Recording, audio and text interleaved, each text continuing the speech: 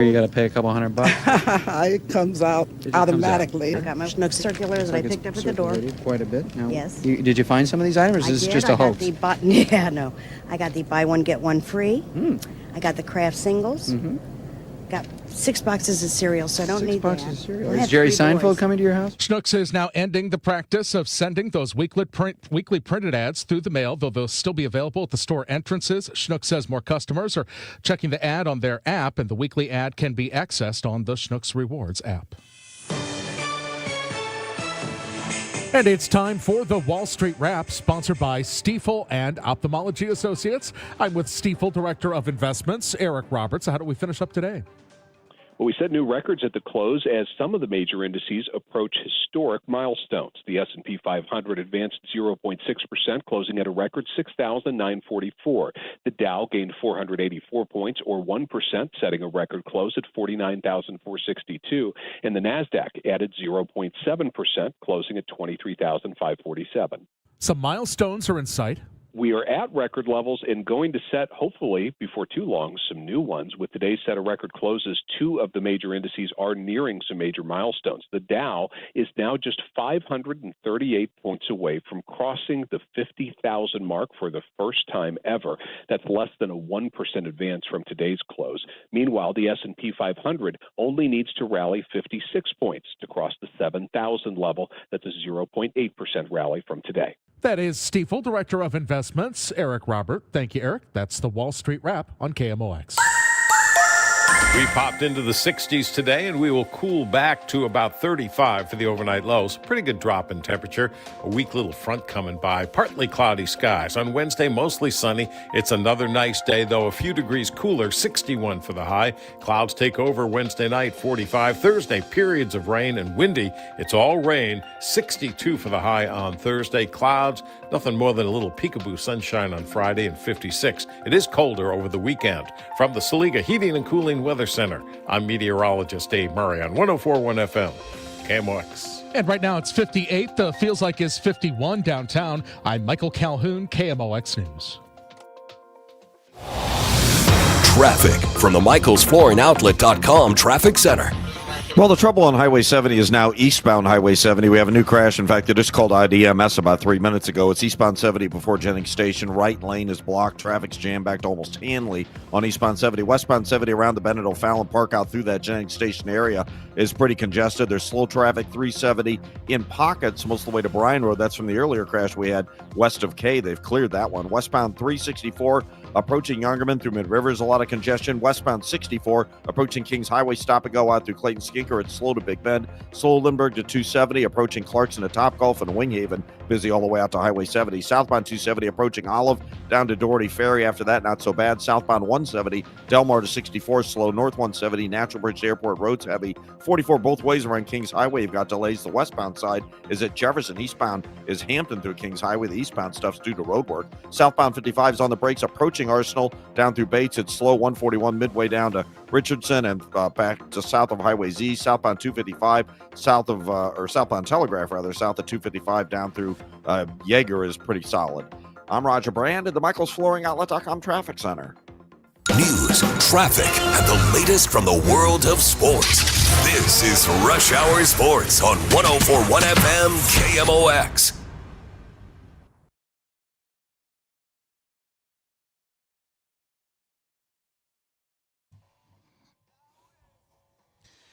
All right, guys, welcome into Tuesday on Rush Hour Sports. Matt Pauley, Kevin Wheeler with you here, hanging out. We're doing all hot stove tonight. It wasn't really as like a co-executive decision. It's just we're still kind of a day or two away from getting to the college football playoff games. Yep. And, you know, we don't have to do a big thing in advance of those days. We can do one game Thursday, one game Friday because they're separate days. And we can do the same thing with the NFL playoffs later in the week. And to me, it's still a little far for that. And I don't want to talk about John Harbaugh being fired. I find that to be boring. Okay. It's a big deal, but like nobody here cares. No. Nobody in St. Louis is like, please talk about John Harbaugh. So I figured we just do some hot stove, Matt, and start with cards. And I want to start like bigger picture. And I mentioned this a couple times, and we've all talked. I can't remember if it was with Bernie or if it was just the two of us. But I brought it up. I think it was just the two of us where I mentioned last week, hey, prepare yourselves for the possibility of a last place finish. Mm-hmm. And today I saw the futures betting odds. And the Cardinals have the lowest projected win total. Which I brought Now, I'm sorry, I should change this. It's not projected win total. They have the lowest over-under win total in Vegas at the moment of anybody in the division. Yeah, and I'd mentioned it a couple times over the last 2 weeks. Expect for that to happen. Yeah, because when you really analyze the 5 teams, and that's how you come up with these win totals, it's clear the Cardinals were, because the Pirates have really good pitching and they've got some other things going for them. Reds are coming off a playoff year. They also have a very good young group of players. Boy, they're starting rotation. Yeah. The Brewers are the Brewers. The Cubs are the Cubs. Like the Cardinals are the only team that doesn't have anything that's really exceptional at the moment that's major league proven. Yeah. I mean, I could make an argument. I'd have to struggle, and it would take a lot of projections and ifs and buts and candy and nuts. Wouldn't shock me if the Cardinals' offense is similar to Pittsburgh's. Yeah. But their starting rotation won't be. Like, There's no Paul Skeens walking through those doors, man. There's no, Mitch Keller. There's no Jared Jones 2 months into the season. It's Pittsburgh's rotation is legit. I think their bullpen is still kind of, they don't have Bednar anymore. I'm not sure exactly how good they are at the back end. But you've got a great rotation, and they have improved their offense. So they should be better than they were. I don't think they're going to be that much different, though. I think the Cards and Pirates will probably be fairly close. Because they're even in Vegas, those projected win totals are almost the same. Yeah, Cardinals are 73.5, and I think Pirates are 75.5. Yeah. So, and I don't think the Cardinals are going to be a last place team this year. But let's say they finish in 4th place. In the grand scheme of things, what's actually the difference between a 4th place finish and a 5th place finish? It really doesn't matter. No, you're right. But of all those teams, man, I don't think the Pirates and Reds, maybe the Pirates a little bit, because we heard that the Pirates are interested in Yohan Makata. The Reds, it feels like they're mostly done. So the buzz is more trading. Like they might trade Brady Singer for a hitter if they can find a match. The Cubs might go get one more guy. Yeah, but they're not going to re-sign Tucker or anybody comparable to him in the lineup. Right. Sounds like they may want a starting pitcher, but. And they'll be fine, and the Brewers will be the Brewers. The Brewers will probably subtract because they're likely to trade Freddie Peralta. Yeah. So the Cardinals, to me, are the only team left in the division that I really think there's a good chance that they add somebody who kind of ends up being part of the main core next year, because I think they're going to add a right-handed bat. Yeah. So the Cardinals are probably the last team in the division to still get better from where they're at right now. And I think this is important. I as a sports fan, I have watched my favorite teams rebuild many, many times, right? Mm-hmm. I mean, my entire life is watching the Lions try to rebuild until recently, right? Yes. I mean, I spent almost 50 years watching them rebuild because they'd be good for a year and then stink for 5 or 6 or 7 or 8 or 10 years, whatever. So what I'm trying to do is give advice, not necessarily coach anybody. It's advice from a fan that's been there. And that is, don't worry about where you finish this year. But there will be a time soon where that matters. Mm-hmm. It's not going to stay that way forever. But in this particular season, your 1-loss record, your place in the standings isn't that big of a deal to a fan. I'm sure it's a big deal to Ollie Marmol. Yes. I'm sure it's a big deal to the players and to Chaim Bloom and to the DeWitts. To us, it's not, as you put it, the difference between 4th and 5th place is nothing. And there's a reason the Cardinals keep saying that they're not conceding anything for this year. Sure. And they can absolutely step forward, and guys can do some things, and they can be better than we expect them to be. Sure. That can happen. I mean, the ifs that we were hoping for last year could come true this year. Right. We can't count on it. Like, I'm not going to sit here and say, well, Jordan Walker is going to figure it out. But those ifs exist, and if they were to come through, well, then yes, then we get the pleasant surprise. But if you plan for this in your mind and you get it into your mind in advance, they're not supposed to be good this year. You don't need to sweat every pitching decision. Mm-hmm. You don't need to sweat every lineup decision or every bad stretch for a hitter. This is much more about what we can learn and how much we can now separate what's going to be around for the long term and what's not. That's what the season's about. And just from a historical context, and not that there's a big difference between 75 wins and 78 wins, but last year at this time when we were talking about it, the Cardinals' projection was 75.5. Right. They finished at 78. Yeah.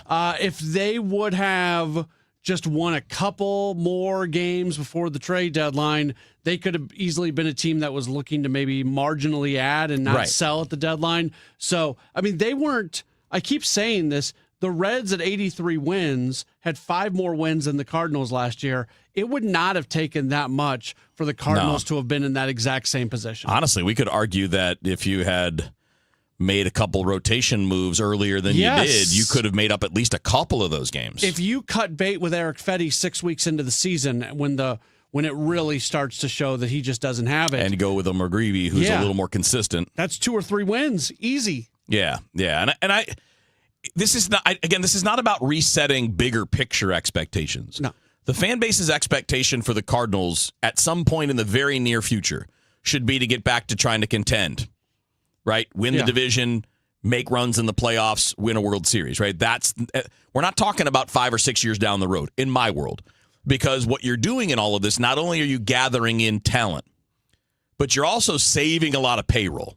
Even though you're paying for some of these guys to go away now, right? You're paying some of Contreras' money, some of Sonny's money, and maybe Arenado's too. But that's all very short term. In 2 years, all that money's off your books. You're not paying for any of that anymore after 2 years, which gives you a lot of room to spend and add. So that should be the expectation, is when you get to that point, you've come out of the down, like this down period.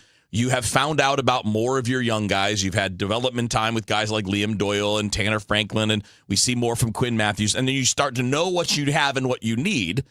Then you can get back out there and either trade for big contracts or sign somebody in free agency to start going back in the other direction. But it shouldn't be very long before you can do that. You wouldn't think so. I really feel like, 2026, whatever happens. 2027, they have to go into it thinking. Start going better. Yeah. That can be a team that you really are thinking, find a wild card, get into the playoffs. But also this division, it's not like we know for sure that the Pirates are going to keep spending and trying, because they generally don't. Right, especially, and I know we'll talk about this later, but especially post-CBA. Right, and that's another thing that we'll have to sort out, too, is what works in the CBA, what's down the road, too, what's the new TV deal? Because Major League Baseball needs to solve that problem for every team. Mm-hmm. They need to settle the problems that everybody's having with regional networks and smaller markets just not having the access to the money the bigger markets do. And I know Rob Manfred has it on his list of things to try to nationalize the local TV deals, so that it can be more advantageous for the Milwaukees, the Pittsburghs. I would throw the Cardinals in that, even though they've always been a higher revenue team, like a top 10 or 12 revenue team. When the attendance is drawing 3 million fans. The TV deal was never amazing. Yeah. It was just good. I do wonder what that's going to look like, though, because baseball is that sport where people get home at night and they turn the game on, and it's on in the back. Hey, Cardinals ratings last year were great, both on radio and TV. Like Chip and Brad are a part of households across the Midwest, and I do get a little concerned at times when Manfred talks about basically nationalizing all the TV broadcasts, that if all of a sudden you lose some of your local announcers I don't think they mean TV, that. I think they mean the revenue, not the people. Well, no, because they're waiting for they've got it set up so that basically the RSNs all expire. The contracts are coming up at the same time, and they want to have a lot more games on national platforms, whether that's streaming. Sure. They're going to sell like the NFL, right? Might have the Tuesday night games, and all of a sudden Roku has the Wednesday games. Or Netflix has a game. Right. So that's, I hope it doesn't get to a point where they're so spread out in terms of national TV partners that the local TV broadcast is limited to an I don't think they're going to degree. change that. I really don't. I think it's going to be more of the MLB.TV structure for everybody.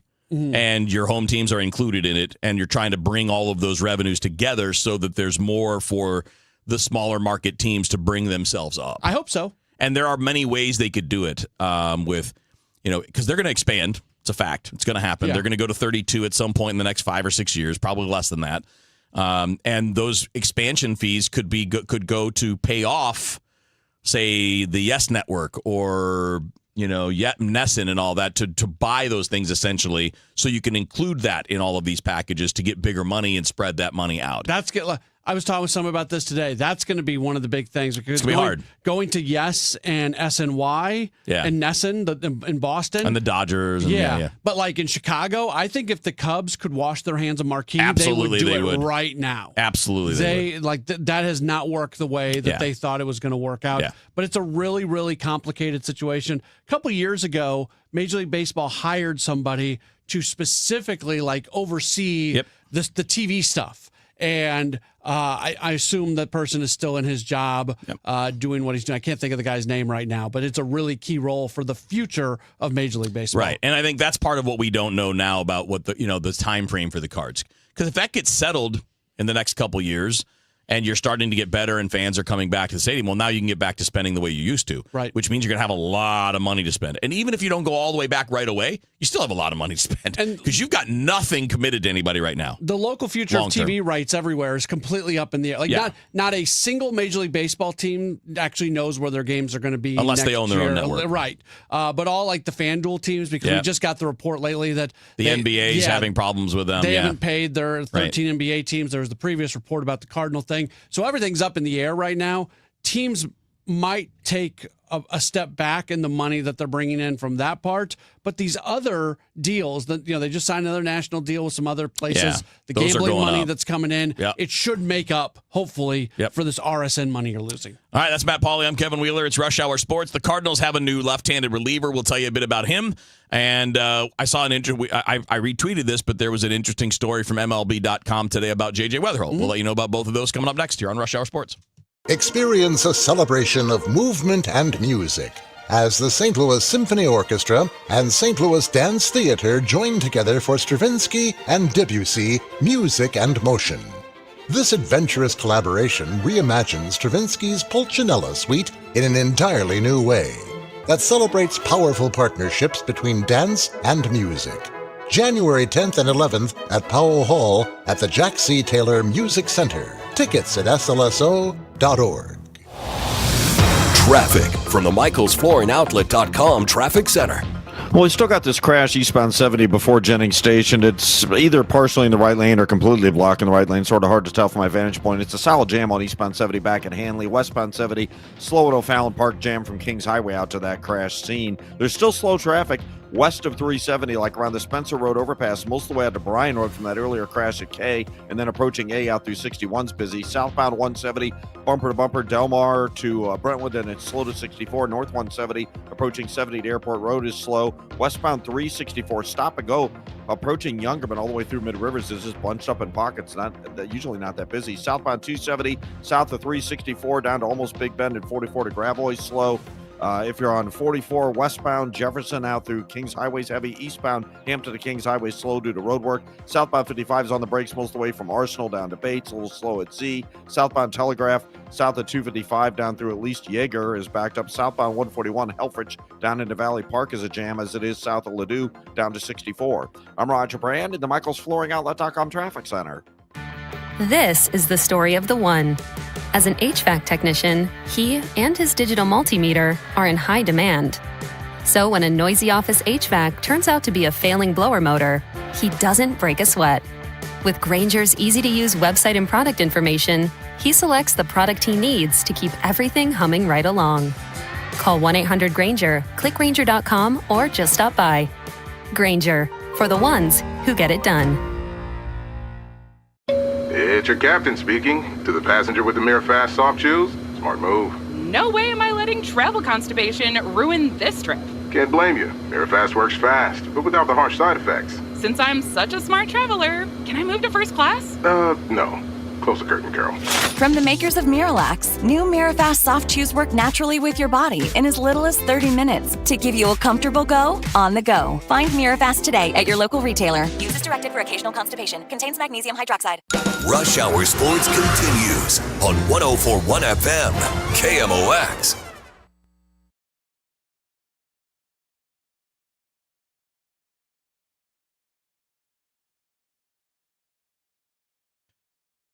All right, Rush Hour Sports on a Tuesday night. Matt Pauley, Kevin Wheeler with you here doing a little nerd out session on some hot stove.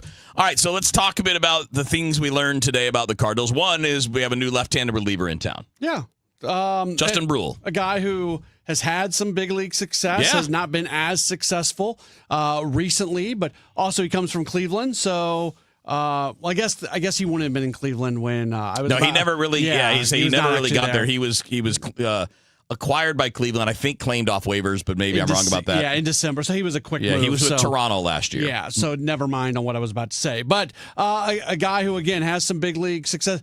Jeff Jones, who covers the team for the Belleville News-Democrat, I thought had a great tweet. He compared his StatCast page or Savant page to John King. Yeah. And they're very similar. So basically called him a pre-arb. I'll say a cheaper version. Yeah, a pre-arbitration John King. So that's kind of what you're getting. Yeah. I don't... When Chaim Bloom talks about wanting to add a veteran to the bullpen, I don't think this is what he's talking about. No, to me, this felt like depth and insurance, where if you trade JoJo, okay, now we have another lefty possibility. Right. A lot of it'll probably have to be, if you trade JoJo, that job will probably have to be won in spring training by somebody. And there may be other candidates that end up getting involved in there as left-handed relievers. But when it comes to Justin Brule, there's nothing to get super excited about. He's not a hard thrower. His fastball's 90 miles an hour, throws a sweeper. If you're looking for anything on a positive trend, because in 2021, 2022, he was decent for the Dodgers. And in fact, he spent part of 2023 there too. So in his time with the Dodgers, he had a 3.65 ERA. Mm-hmm. It was a higher fielding independent. So it's not like he was great, but he was a serviceable bullpen guy for them. But he was never just like, he's not your seventh inning guy. He's not a significant leverage reliever. Last couple years, he's pitched very little in the major leagues. The last few years, I think he's got 29 appearances in the major leagues the last 2 years. So not very much. But at AAA last year, 42 innings, 49 strikeouts, and a 3.86 ERA. And then he actually did, when he pitched for Toronto last year, pitched 15 games, 13 and 2/3 innings, 18 strikeouts. So for some reason, his strikeout numbers have gone up this year. Maybe it's the sweeper that he's been working on. I don't know. But again, this is just depth, and it's something that you have to do. Aaron asks, is it dumpster diving? Yes and no. I mean, to a degree, yes. But when you're in a rebuild, you want to make sure you've got guys for jobs. Who has a better chance of impacting the roster in a positive way this year, Kevin? Zach Kent or Brule? Oh, Brule for sure. Okay, so that's done. why Kent's gone. Done. And Kent might clear waivers. You never know. He might stay in the order. And they play that game all the time where they sign a guy or they acquire a guy, put him on the 40-man, and then they DFA him. Nobody else picks him up, and he stays in the organization. But to Aaron's question, if the job of a baseball president of baseball operations or anybody in the front office is to try to be always upgrading the roster, well, they just got rid of one guy and they put another guy on the roster who's better than that other guy. You just upgraded the roster. Not a major upgrade, not a franchise-altering move by any stretch of the mind, but the Cardinals are better right now than they were 2 hours ago. Yeah, and who knows? He may not even be in the organization come spring training or come opening day. It's just that for now, you paid a little bit of money to get him so that you have insurance in case you need another lefty, whether it's with or without JoJo Romero. Because you probably want a second lefty if you can have one, even if you don't trade JoJo. They signed the guy last year who had pitched in Tampa. I forgot his name. He pitched at Memphis for a while and then ended up we all assume he was on he didn't get a 40-man spot. No, he was a split deal, I think. Yeah, but we all assume that this guy's a lock for the Major League bullpen. And he just didn't perform in spring training, so it didn't happen. So there are guys like this who we think they've got a very good chance to be on the big league roster on opening day, and they're just simply not going to be there. Yeah, it's TBD. Just having a guy. So the other thing from today that was interesting is MLB.com did a poll of executives from all around Major League Baseball. So the results of the poll are Major League executives saying this, not the writers from MLB.com, not a group of writers from around the country. This is front office executives, and their favorite to win the Rookie of the Year in the National League this year is J.J. Weatherholt. I like it. It was close. Yeah. The other was Nolan McLean from the Mets, who was also very close. Connor Griffin of the Pirates. Those are great candidates, but it sure sounds like the plan is Weatherholt is going to make the team, barring something weird in spring. Right, and he's going to be given that everyday opportunity almost no matter what. Oh, he's not. If he's here, he's playing. Right. Yeah. So that's kind of the equation. A guy with a high skill set, which Weatherholt has, and an opportunity to be an everyday guy as a rookie. And that's the scenario for Weatherholt, who's basically as good of a hitting prospect sitting in minor league baseball right now. So I agree with this, and I'm excited to see what's going to happen with Weatherholt this year. Yeah. I don't know what it's going to look like totally. We still don't even know what position he's going to play. Yeah, probably second. Probably second, but that's not a fully determined thing. And more like national insiders are starting to hint at the idea of the Cardinals not trading Brendan Donovan. Yeah. So if they don't trade Donovan, I saw more today though, like Buster Olney and Jesse Rogers saying they think they're hearing it's going to happen. I think it's going to happen. Yeah. But there's a few more folks that are I feel like presenting the idea that maybe this is something that happens in season. And if that happens and they do get the Arenado deal done, I know you can put Donovan at third, but this organization also likes to defer to people who have been around. There might be some deference that ends up with Donovan at second and Weatherholt at third. And to be clear, like, no prospect is a guarantee. Oh. Nobody that has yet to appear in the major leagues is a guarantee to be anything.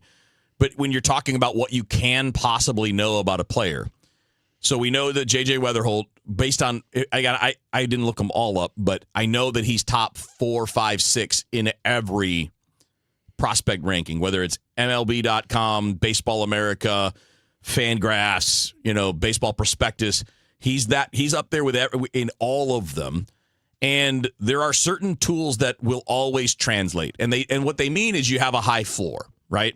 His two biggest tools are the ability to hit the baseball, so the hit tool, contact, and strike zone judgment.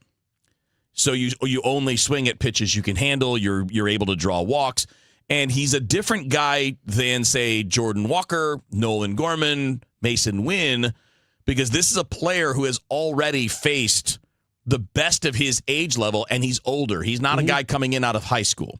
He's a guy that played for Team USA as an amateur, played in the Big 12 in college baseball, played in the Cape Cod League with a wood bat and was one of the best performers there. Gets to the minor leagues and immediately just hits. This guy's played 138 games in the minor leagues. He's got a 900 OPS. And did not embarrass himself in big league spring training last year. No. I mean, he got to AAA, and everything got better against the better teams and against the better players, and his power went up at that level. And only has 88 strikeouts in something like 600 plate appearances. That is crazy good. So does that mean he's an all-star? No, I think he is, though.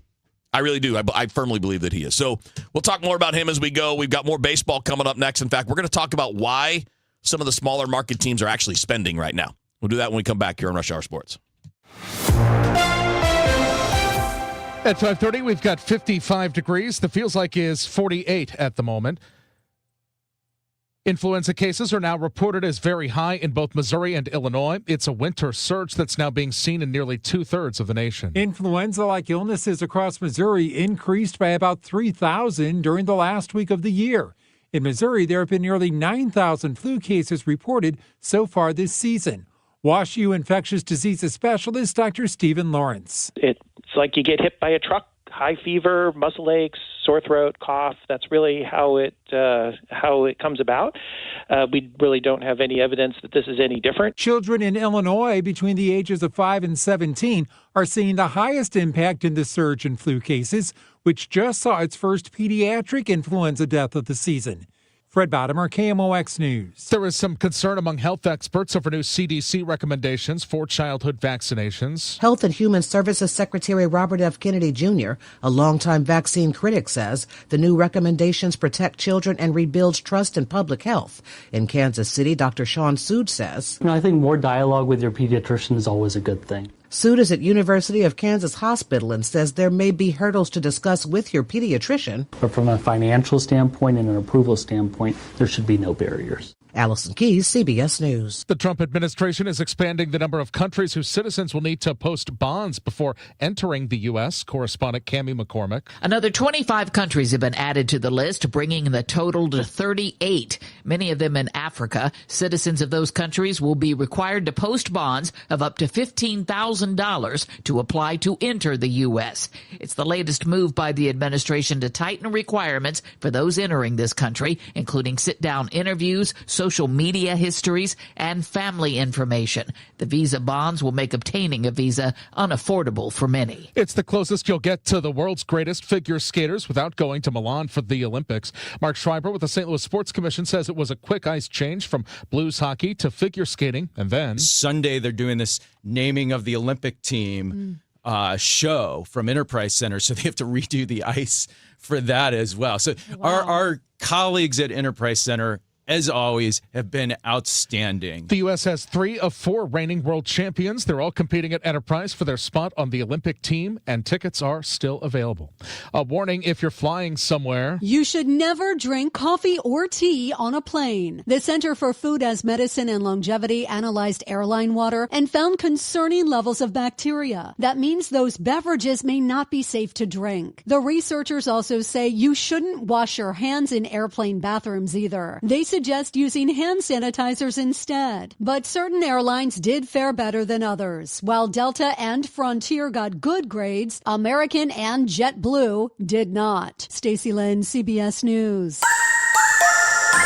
From the Silica Heating and Cooling Weather Desk for tonight, cloudy, breezy, low 28 degrees. And as we get into tomorrow, we've got sunshine and a high of 61. For tomorrow night, clouds take over, low 45. And for Thursday, we've got rain and wind and a high of 62. Right now, downtown at the Arch, we've got 56. The feels like 49. I'm Michael Calhoun, KMOX News. Hey, I'm Mike Slater. My dad passed away at the age of 63. It's out of nowhere. Had a stroke. Super hard, obviously, for the whole family, but my dad had life insurance. This is why I have life insurance for my family, for my wife and 4 kids. And the best place to get life insurance is ethos.com, because you can do it in 10 minutes. And there's no medical exam and no blood test, just a few health questions. Get life insurance in 10 minutes so your family is protected. Ethos, E-T-H-O-S, ethos.com/Mike. Staples presents That Was Easy. This year, it was important for my business to start strong. Starting weak is not recommended. But first, I needed a lot of stuff for the office. Sounds like a shopping spree. I just went to Staples. They have great prices on everything, like ink, toner, printers, paper, and chairs. And now you can get up to 30% off select HP printers. Up to 30% off HP printers. Am I on a hidden camera show? No. Well then, let's go Staples. That was easy. Shop Staples in-store, online, or on the app. Ends 1/31. Select models only. If you or anyone you care about is facing a family legal matter, call Cordell & Cordell today at 1-855-GET-LEGAL. There's a lot on the line in divorce. This is Joe Cordell of Cordell & Cordell, the largest family law firm in the country, with over 35 years of helping clients navigate divorce. But being big doesn't mean less personal or less local. Our attorneys live and work in your community, and as neighbors, they understand the challenges your families face. Divorce touches all areas of your life: your home, savings, retirement, and of course, kids. So when you find yourself facing divorce, you need a partner you can count on. If you or anyone you care about is facing divorce, contact Cordell & Cordell today. With over 100,000 clients served, we understand the challenges you're facing on a personal level. Call Cordell & Cordell today at 1-855-GET-LEGAL. That's 1-855-GET-LEGAL. The choice of a lawyer is an important decision and should not be based solely upon advertisements. 600 Kelwood, St. Louis. That's right, baby. The wild card round is here, and FanDuel is turning on playoff mode, which means all customers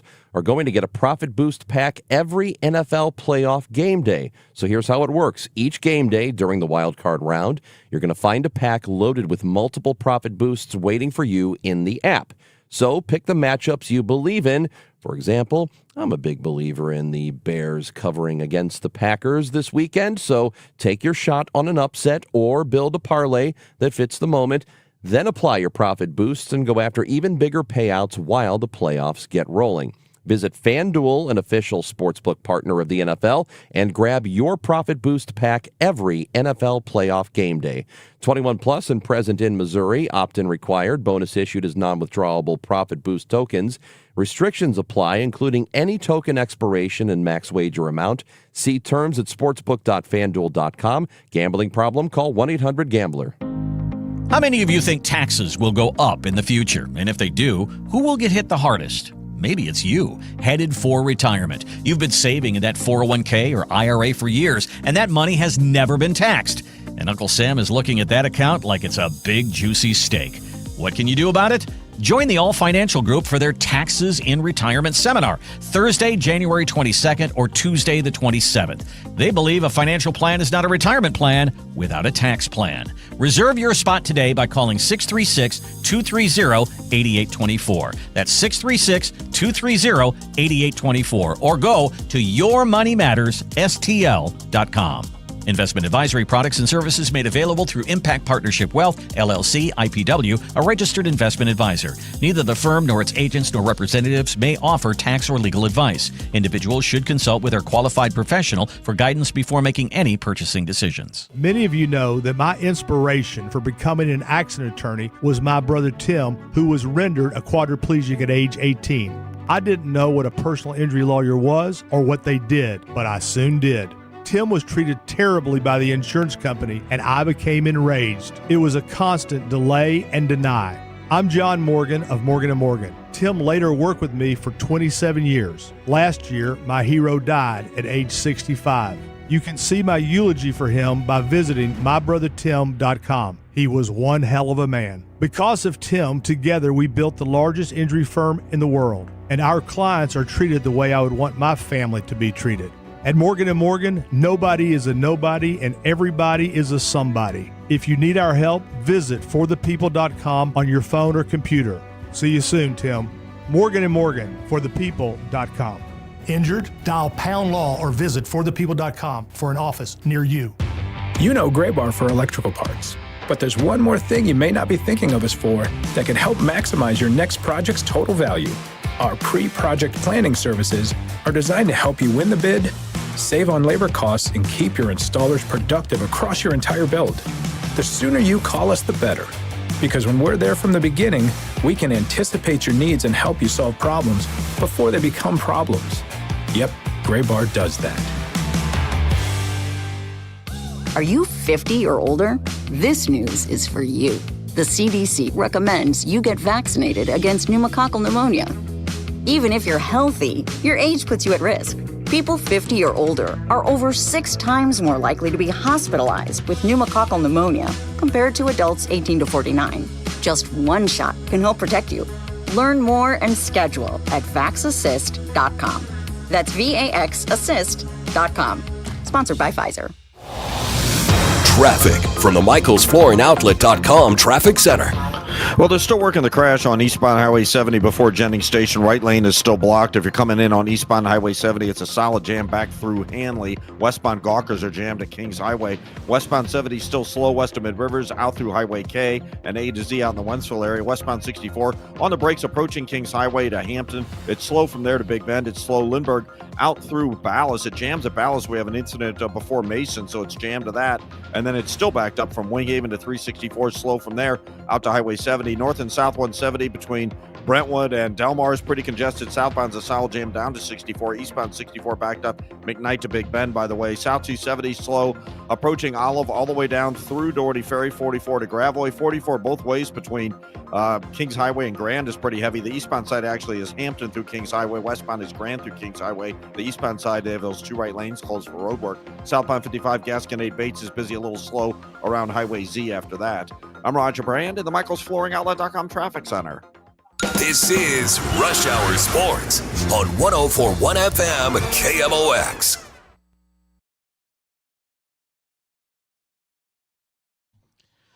All right, Rush Hour Sports. Matt Pauley, Kevin Wheeler with you here, and obviously continuing on with the hot stove stuff. I saw this earlier, Matt, and we were joking about it. And I retweeted a Ken Rosenthal video, and Ken Rosenthal did a video today. I forget which podcast. I'm sorry. was it Fair Territory? Foul Territory? Yeah, I think it was. He's on there once. He's a regular guest, yeah.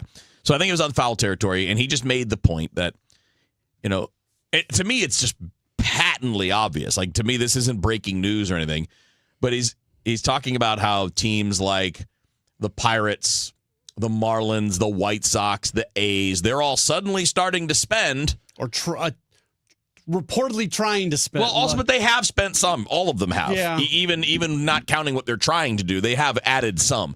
Like, I mean, the Pirates added Ryan O'Hearn, and they're giving him, what are they giving him, $14 million a year? So, like, and a multi-year deal, which on a 2-year deal, which they never do. So his point, and I think we both agree with this, because this is just eyewash. these teams are doing this, coincidentally in the year entering collective bargaining negotiations. I wonder why the little guys are trying to raise their payrolls a little bit. It's obvious, and I don't think the players are gonna, they're not fooled by this. No, but it does, and none of us are either. Right. Well, you know what? Like Pirates fans aren't going to go, "Hey, we fixed it." They're going to be like, "We know what you're doing." Kevin, you can say that, and I think most people agree.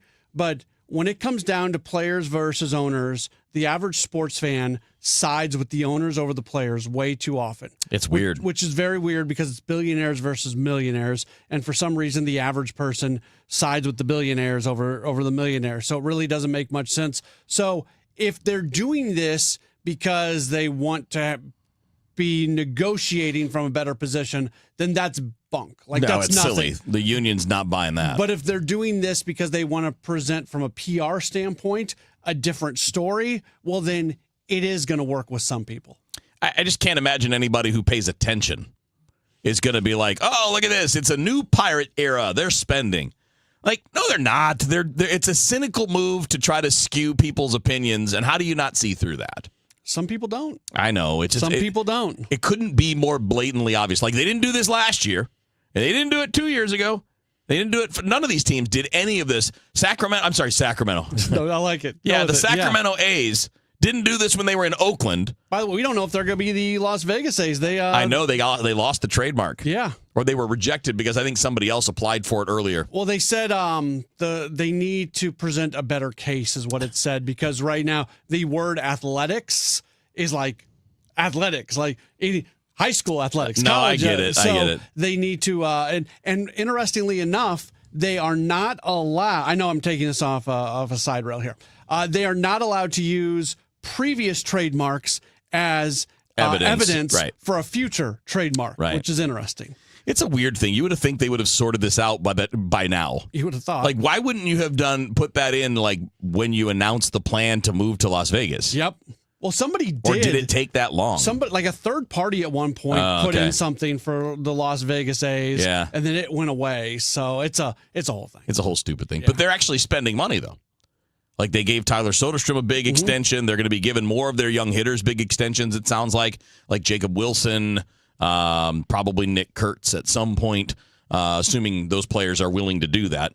And again, it's fine business, but it's just interesting how you had no money at all for 10, 15, 20 years in Oakland. Now all of a sudden you're like, we're going to spend because we're starting in a new place, and we need to spruce it up a little bit because it's Vegas. Like, I kind of say I pull the A's out because the A's also spent on Severino last year. Yeah. To me, the A's spending money is more about them like trying to create a product in Sacramento and get the team ready for Las Vegas, where when we're talking about the Pittsburghs of the world, The White Sox, the Marlins. It's more about trying to whitewash what they've done historically. Yeah, it's more about trying to pull the wool over people's eyes is what it is.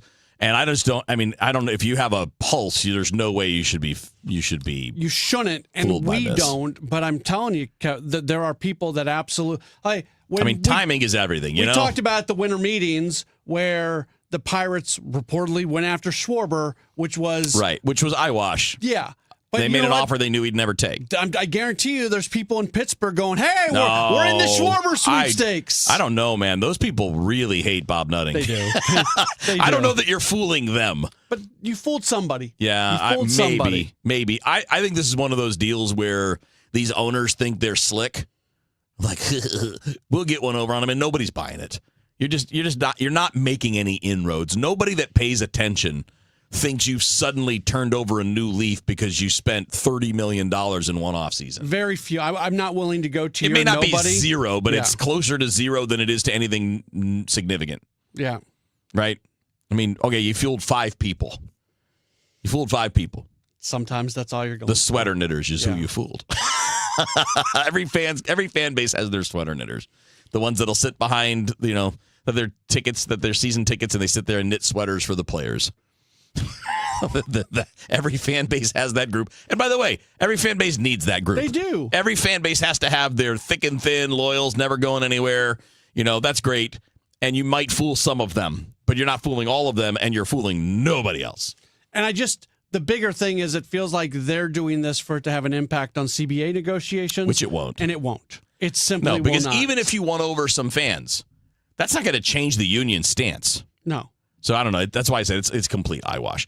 All right, next up, I want to speaking of the Sacramento A's, the not Las Vegas Athletics. One of their stars is Brent Rooker, and to me, he sent one of the great modern tweets about baseball today. It was good. It was really amazing. Good. We'll tell you about that work of art coming up next here on KMOX. Hi, Debbie Monterey with Gloria Liu, owner of Your Home Sold Guaranteed Realty. Gloria, you've been helping families for more than 22 years with your guarantees, your buyers and waiting program, and you were telling me that between now and the end of the year is a good time to sell.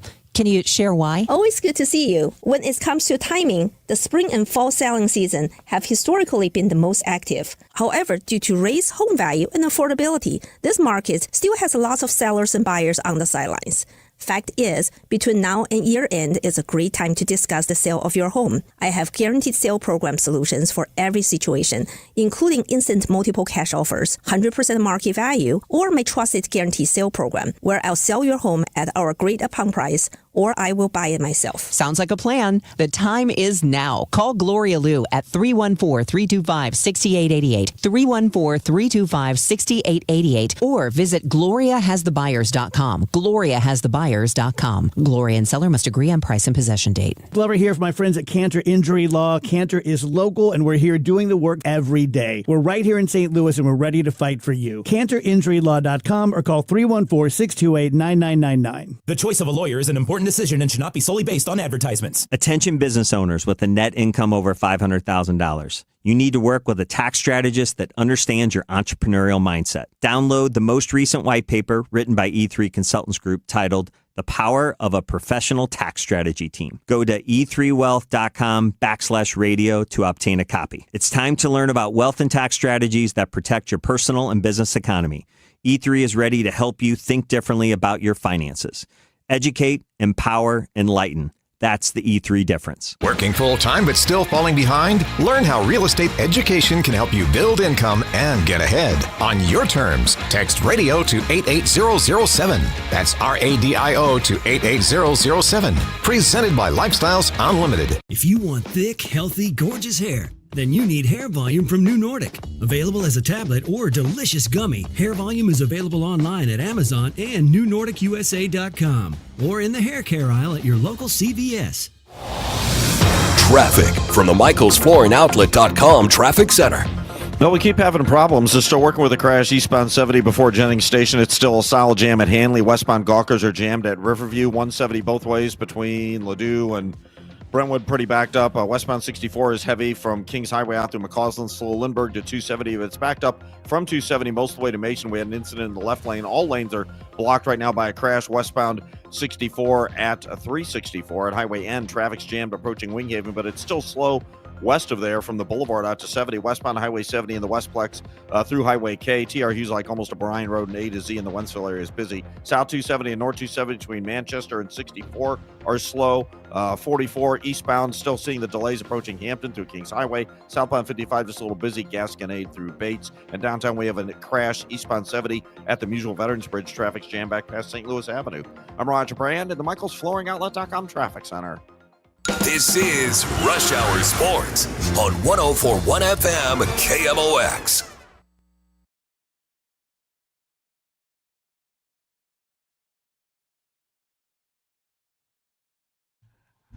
I got a few minutes left here on Rush Hour Sports. Matt Pauley, Kevin Wheeler with you here, sticking with the hot stove. Earlier today, Matt, Hall of Fame tweet for me from Brent Rooker of the A's. Really good. And look, he's a very active guy on social media, and to me, always in a positive way. He interacts in fun ways with baseball fans. He jokes around with other current players. And in this case, he was busting on some of the old-timer players. And by old-timers, I mean the guys from the 80s and the 90s. You know, I'm not talking about the guys that are 80 years old who played in the 1960s and 70s. Right. You know, guys that are close enough to my age where they should know better about the things that they talk about. But he did such a fantastic job with this tweet. So the pitching ninja, Rob Friedman, who is also a great follow, by the way, if you like pitching at all and you like baseball, you should follow the pitching ninja. But he tweeted out a video of David Cone striking out 19 guys against the Phillies, and I forget what year it was. But it was clearly 90s. Right. Clearly the 90s. And David Cohn struck out 19 guys in that game, had 38 swings and misses, which is the most ever in a game. Right? And Brent Rooker quote tweeted that and said, why didn't they just choke up and put it in play? Because you see nothing but these 80s and 90s guys whining about launch angles and guys trying to hit home runs. And they're not entirely wrong. They're not entirely wrong. There is an element of that for sure. But I'm old enough to have watched baseball in the 80s and 90s. I saw Roger Clemens strike out 20 guys. Mm-hmm. I saw Kerry Wood do it. I saw David Cohn do it. I saw Dwight Gooden do it. Pitchers did this, and hitters looked like idiots against these guys. The difference is that right now, there are way more pitchers with that kind of stuff. And we can quantify things. And we can quantify these things. But it's just funny, like, if it's so easy to just shorten up and put the ball in play, why'd you guys swing and miss 38 times in a game? And he replied to his own tweet and said, must have all been chasing exit angles and launch velocity. So, it's the 90s where those terms weren't even in existence. Yeah. And I would, by the way, argue that in a time frame where there was so much more focus on making contact than there is right now, the fact that we did see those kind of games was actually it's worse for somebody who's actively not trying to strike out than somebody who's a little bit more, let's say, laissez-faire about striking out. Yeah, and again, there's truth in all of the things, right? There's truth in that there's value in putting the ball in play. Sure. And there is truth that there's also value in hitting the ball over the fence. And different guys have different strengths, That's which correct. then dictate where the value really is. But I really find it hard to believe that, and then if you look at this video, you guys go on Twitter, follow Pitching Ninja, you'll see this video. These guys are swinging at pitches 3 feet off the plate, just like guys do now. And everybody now is like, how could you ever swing at that? Well, they were swinging at it back then, too. Right. Again, the difference is that now, if there was one guy like David Cohn with that kind of stuff back then, there are 5 of those now. If there was one Roger Clemens, there are 5 of those now. There are just more guys with that swing and miss stuff. They're not necessarily better pitchers, because not all of the guys that get the swing and miss throw a lot of strikes, for example. That it doesn't necessarily mean that they have as many people that are as good as David Cohn, but they miss bats as well as he did. And you can chase that now and know what you're not chase as a swing, but chase that as find it as a team, build it. Yeah. So you, as an individual, even when you're training for that, it's easier to know whether you have it or not.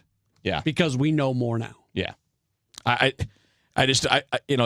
as with everything, nothing is 100% true across the board. But when you listen to older time hitters, they're always like, well, all you have to do is this. Yeah, you didn't face 100 every day. Right. You just didn't. And guys now do. And back then, they didn't face 4 or 5 different relievers in a game as it went through. It was different. And that's all you got to do is acknowledge the difference. And we're all good. Yep. Matt Pauley, have a good show tonight. All right. Sports Open Line coming up after the news here on KMOX. I know that hiring can be challenging. You sort through tons of resumes and you get too many so-so applicants. You're just waiting for someone to match your role perfectly. Well, now, there's a place where you can meet them fast. ZipRecruiter. Need to hire right away. Start your search for strong candidates. The right fit awaits. Build your team. Build it sooner. Meet your match on ZipRecruiter. Just head to ZipRecruiter.com/radio right now to try it for free. And you're on your way to meeting your match. 4 out of 5 employers who post on ZipRecruiter get a quality candidate within the first day. So try it now. Go to ZipRecruiter.com/radio. Once again, that's ZipRecruiter.com/radio.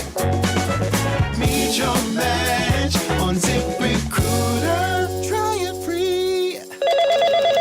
Spreadsheets, clunky software, 100 different logins just to run your business? Ah. There's a better way. Odoo.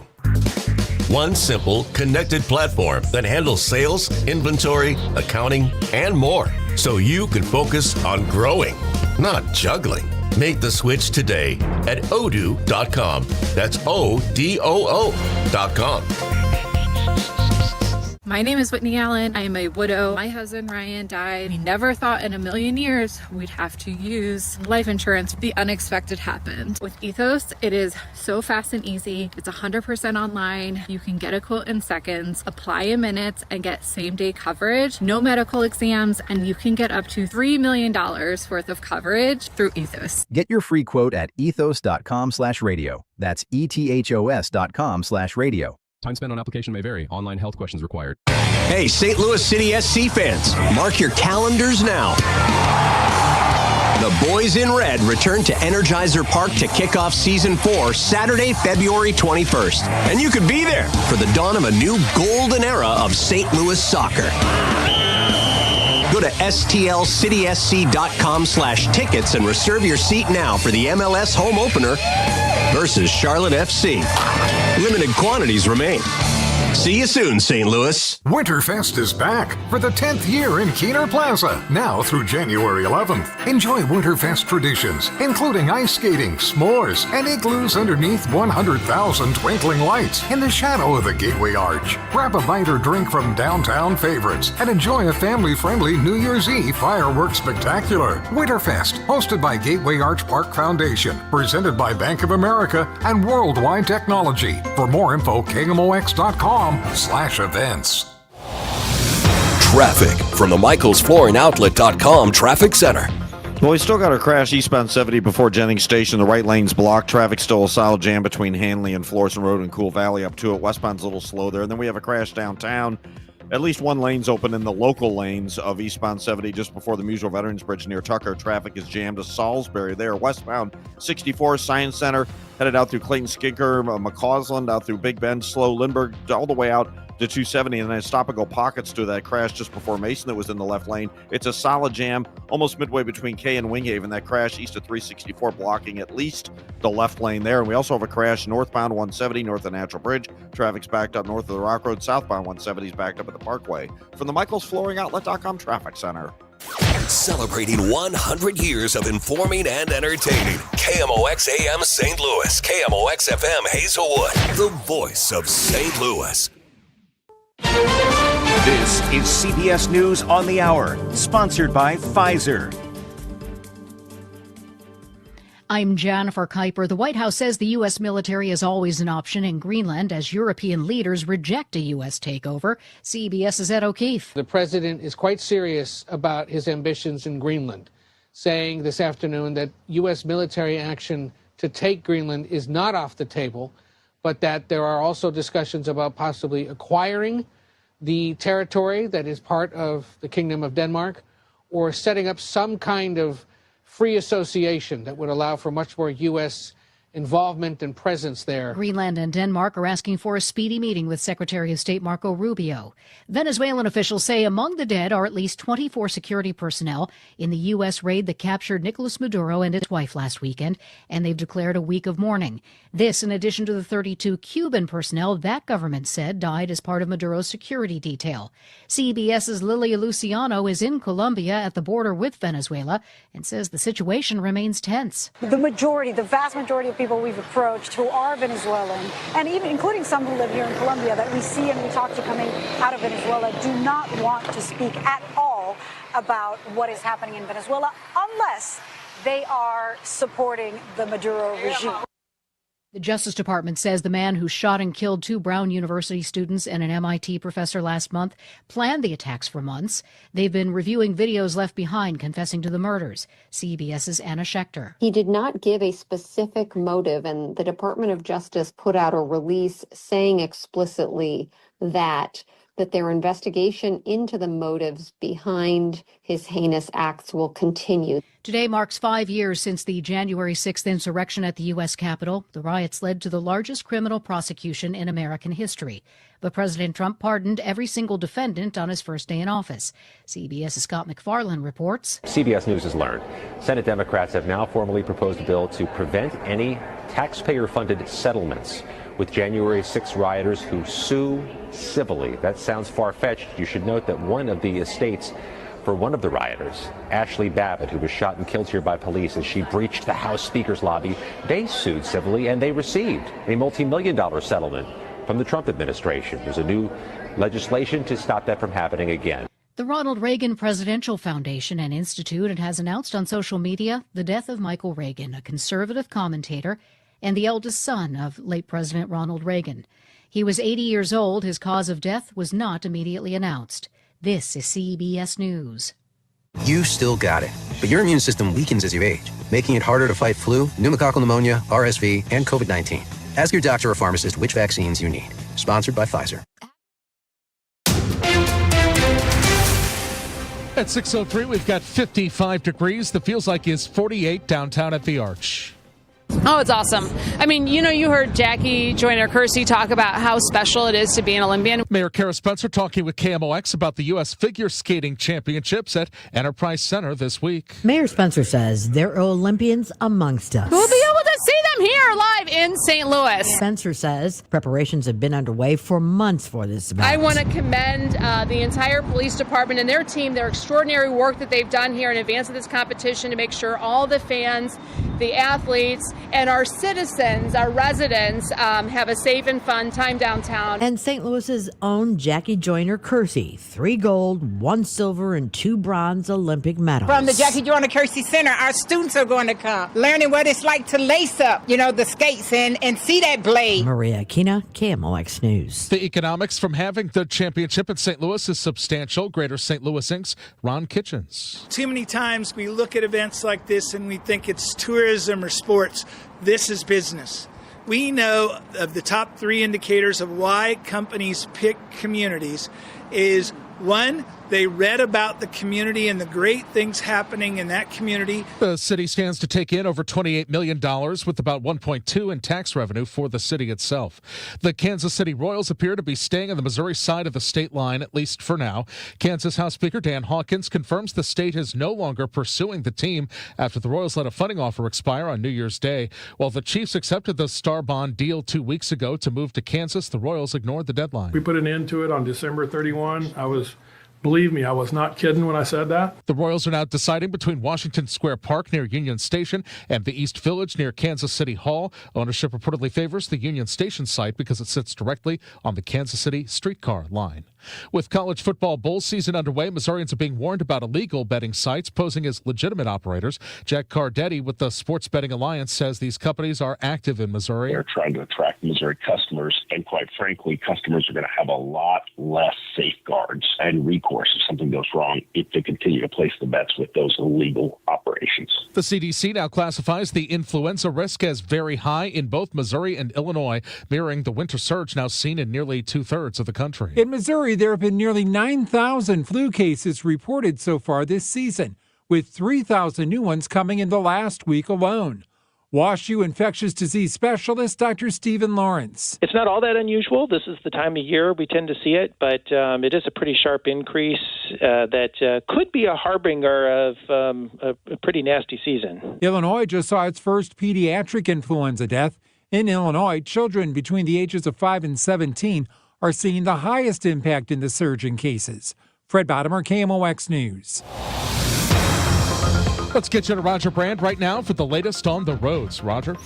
Well, Michael, we haven't had a good evening. We're still wrapping up with trouble spots out there. If you're traveling on eastbound Highway 70, the crash that's been out there the longest is the one at Jennings Station, just before Jennings Station. Right lane blocked. Traffic's jammed just east of Hanley. And then you get around the bend into the city proper, and you've got this crash with only the left lane open. It's in the local lanes. Eastbound 70 just past Tucker, just before the Muso Veterans Bridge. Traffic's a solid jam back through Salisbury. So if you're in a hurry coming through downtown, take the express lanes. They are not blocked. Westbound Highway 64, still kind of slow. Clayton Skinker to Big Bend, west of Lindbergh to 270, and then it jams from 270 most of the way out to Mason. There's a crash in the left lane before Mason, and then trouble in St. Charles County. A jam not quite midway between K and Winghaven. It's a little closer to Winghaven, but it goes up to a crash between Winghaven and 364, and the left lanes are shut down because of that one right now. North 270 slow north of Manchester up to 64. South 170 busy at Brentwood. Eastbound 44, Hampton through Kings Highway, you still have roadwork delays. I'm Roger Brand at the Michael's Flooring Outlet.com Traffic Center. No question, a very nice bump in temperature this afternoon, and this mild trend, though it's not record-breaking, is going to be with us over the next couple of days. Let's call it partly cloudy tonight. We'll eventually dip down to 35 degrees, so a pretty good tumble in temperature as that sun goes down and the nighttime air takes over. On Wednesday, mostly sunny. It's another nice day, 61 for the high. Wednesday night, clouds take over. Here comes that system from the southwest, 45. On Thursday, periods of rain, all rain. It's a windy day, and it's 62. Rain ends late on Thursday night, probably around midnight or so, 49 degrees. Friday, clouds will dominate, though there could be some peekaboo sunshine. 56 for the high on Friday. A couple of showers, very spotty and light. Friday night, it is colder over the weekend. Nothing extreme, but colder. Saturday, 46. Sunday, the coldest day coming up, 37 degrees, but we bounce back to about 50 come Monday. From the Saliga Heating and Cooling Weather Center, I'm meteorologist Dave Murray on 104.1 FM. KMOX. It is a clear sky, 55 right now downtown at the Arch. I'm Michael Calhoun, KMOX News. Come on, let's get going now. From KMOX Sports. We're primed and ready. All day, baby. Man, let's go. This is the Gray Bar Sports Open Live. Gray Bar, your distributor for electrical and datacom needs. On 104.1 FM, KMOX. Here we go on a Tuesday night. Welcome in. It's a Gray Bar Sports Open Line right here on KMOX. My name's Matt Pauley. It's been a while since at 6:08 p.m. I was actually talking to you and getting sent to do a 2-hour program. We basically did not have Sports Open Line for those 2 weeks of the holidays due to the countdown show and some other things that were going on those evenings, some holiday programming. And then yesterday we had the 1-hour show starting at 7 o'clock after the coaches show. But we are here. We're back with you. We've got a full 2-hour show as we are going to take you till 8 o'clock tonight. As always, if you want to join the program, you can do so multiple ways to get connected. You can call or text 314-436-7900, 314-436-7900. You can tweet at me, at Matt Pauley on air, MATT. Pauley on air. Or for those of you who are watching on the video stream on Facebook, Twitter, and YouTube, you can leave a comment in the stream, and we will see those and might get to some of those as we go along through the couple hours. We've got a busy show today. We do not have a show tomorrow because of Billikens basketball. Huge game for the Billikens tomorrow night. They're going to match up against VCU on the road, one of the toughest places to play in the Atlantic 10 Conference, and that's going to be a good test, a really, really good test for SLU tomorrow night. That's a 6 o'clock start, so our pregame coverage with Rammer and Earl will begin at 5:45, so no Sports Open Line tomorrow night. So with that, our normal Wednesday conversation with Bernie Miklas has been moved up by 24 hours, and we're going to talk with him in about 10 minutes. Our weekly Tuesday conversation with Hockey Amy Markscores is going to join us at 6:35, and then next hour we'll talk with Jacob Sersasimo from Channel 4. Number of things to talk about with him, including the figure skating championships here in St. Louis. A special welcome to everybody who is here for that. There's a buzz in downtown. I was just I saw that Jacob was over at Enterprise Center earlier today. Our own Maria Kina was there today. There was a media availability with Mayor Spencer and the police chief, and Jackie Joyner-Kersey was there because she just does an amazing job being out front on just about every event that has anything to do with sports that comes into St. Louis. Maybe we'll pull Maria Kina in for a little bit at some point if she's got time. She's working hard out in our newsroom right now, but we might see if we can pull her in at some point to talk through what was said today for the figure skating championship.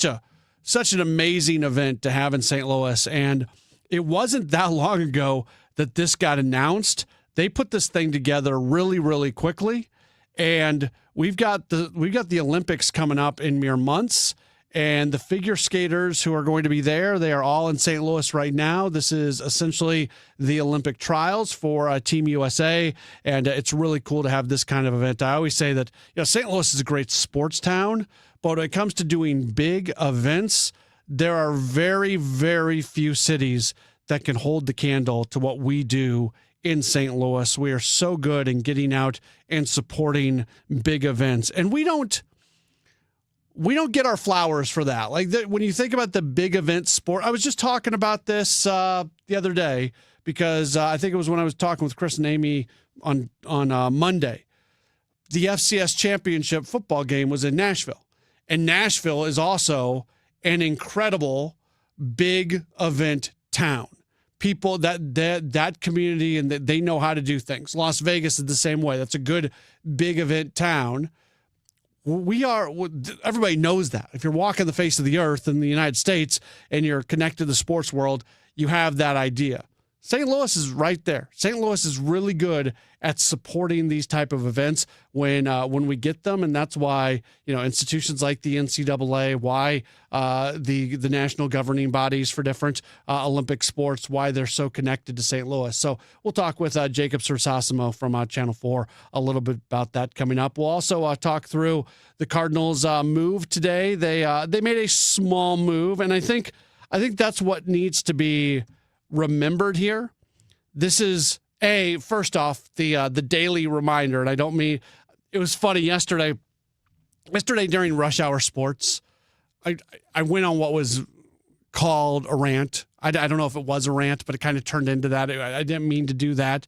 And we actually got a text message from somebody, and that individual said, "Man, you guys just repeat the same stuff over and over." And honestly, that texter wasn't wrong. Because everything I said yesterday in that rant, I've said multiple times before. Like, there was nothing new in saying that. And I read that text and I actually thought through it. It's really tough when we talk so much baseball and it's the off season and not much has changed, and we get comments and we get questions and text and things like that, and we address them and we say the same things. But it is, I mean, the narrative has stayed mostly the same. So I say that to say this, a reminder that it is a rebuild, and somebody bringing in Justin Brule means you are cleaning up the backside of the 40-man roster. He is replacing Zach Kent. It is a one-for-one thing. You got rid of Kent off the 40-man. You added Brule. Is Brule better than Kent? I think most people would say he would. If you're trying to view this as anything more than just upgrading the 40-man roster, the back end of it, I think you're looking at it incorrectly. Don't make too much out of a small deal where you send cash considerations for a relief pitcher. That's all it is. It's a left-hander. It sets you up. It gets another lefty on the 40-man roster. Not that he would replace JoJo Romero if Romero gets traded, but it's good to have another lefty more than anything else. He has very similar attributes to John King, so it kind of replaces John King more than anything. If it does, even that's a bit of a stretch at this point. But what it does do is the 40-man roster with Brule over Kent is better. Not hugely better, not franchise-altering better, but Brule greater than Kent right now, so the 40-man roster is a little bit better. And I think if you try to put any more definition beyond that to this move, respectfully, I think you're incorrect in saying that. All right, we will take a break, and when we return, we're going to talk with Bernie Miklasz. It's our weekly conversation with him. We're doing it on a Tuesday this week. That's up next. Don't go anywhere. You're locked in. It's Gray Bar Sports Open Line on KMOX.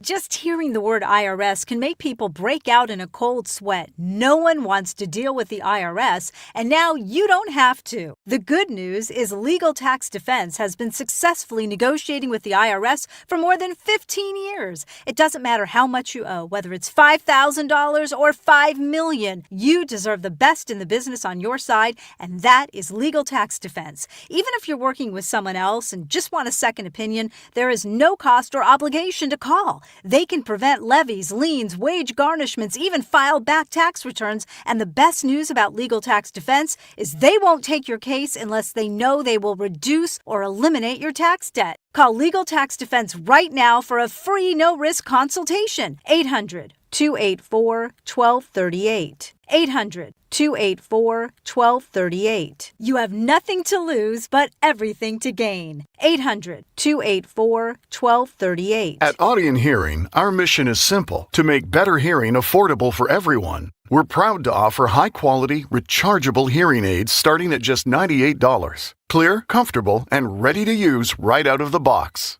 And here's a study worth hearing. Research shows that wearing hearing aids can reduce your risk of dementia by up to 61%. Join over 1 million happy customers and hear the difference today by going to audionhearing.com. That's AUDIEN hearing.com. It all comes down to this, folks. Yep, the entire season is on the line. But my throat has officially thrown in the towel. Sounds like you need Vicks VapoCool drops. They're max strength and vaporize sore throat pain. Whoa! These VapoCool drops hit fast! Speaking of fast, did you just see that play? Yeah, he vaporized that ball. That pun should have come with a penalty. Vaporize sore throat pain with Vicks VapoCool drops. Use as directed. Okay, we've got the chips, the fancy cheese, the sparkling cider. Oh, and I need to fill up the tank on the way home. Look at the cart. We haven't even hit midnight yet, and you're already blowing your save money resolution for next year. I'm not blowing it. I'm being smart. I'm using Upside. Upside? That cashback app? Exactly. I just claimed an offer, and just like that, I'm getting cash back on all these groceries. And I'll do the same at the gas station. It's how I earned an extra $250 this year. Wait, $250? Yep, that's extra cash I can cash out to my bank or throw onto gift cards to my favorite spots. Download the free Upside app and start earning cash back now. Use promo code POP10 for a $10 bonus on your first grocery purchase. That's promo code POP10. Make your resolution easy this year. Download the free Upside app today and use promo code POP10 for an extra $10 bonus on your first purchase. Offers vary by user and location at participating merchants. Go to upside.com for terms and conditions. Taking care of your health should be simple. And with the Neovitin monthly subscription, it finally is. Choose your doctor-formulated multivitamin and we'll deliver it straight to your door every month. No more running out, no more remembering to reorder, just consistent nutrition made easy.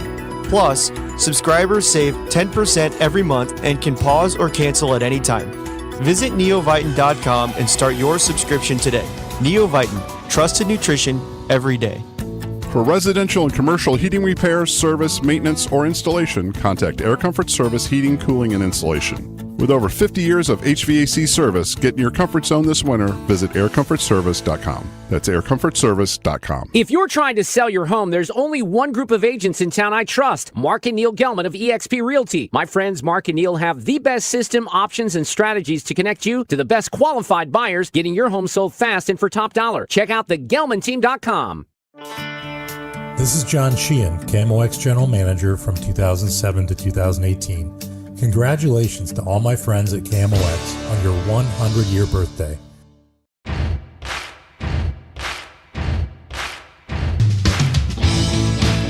Back at it on KMOX. It is a Gray Bar Sports Open Line. We take you till 8 o'clock this evening. We haven't had many of these lately. We won't have it tomorrow. The Billikens have a big one tomorrow at VCU. Right now, we're very happy to welcome in a day earlier than normal, but that's all right. He is Bernie Miklasz. You hear him all over here on KMOX. Of course, you can also read him and see him over at STL Sports Central. Bernie, always enjoy our conversations. How are you?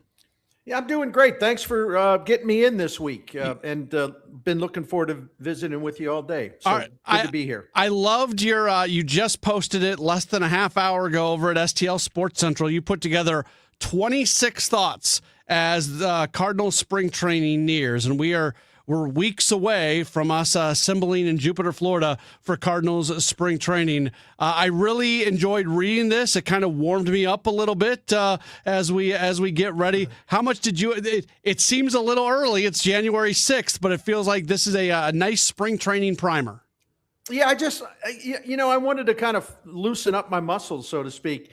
And it's a mixture of opinions, information, just some random thoughts, some prospect stuff. So I write stuff like that because it's kind of like my personal tribute to Peter Gammons. I was telling somebody about this earlier, when I was growing up, but even when I was a very young writer, even when I was an older writer, Peter Gammons with Boston Globe and then later ESPN, he would write this massive Sunday column, baseball column, and I couldn't wait to dig into it because you never knew what you were going to have in there. And some people say, well, it was a really long column, but that was the beauty of it because it was broken into like a lot of different pieces, and you just never knew what you might find under that weekly Christmas tree that he put out there. So I try to do that. I try to, I do write long sometimes, but in something like this, man, got 26 different items, and I figure, people can kind of browse and jump on whatever they want. But thanks for the compliment. In many ways, and you still do Bernie Bits on occasion at STL Sports Central, but,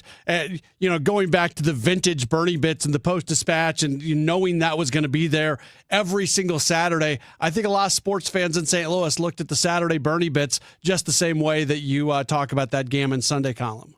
Yeah, and I want to do the Bernie Bits more often. It's just so hard to find time because it's never been a throwaway thing for me. It requires a lot of effort, which I'm happy to give. But with all the stuff I got going on, and I'm not complaining, man. I love working.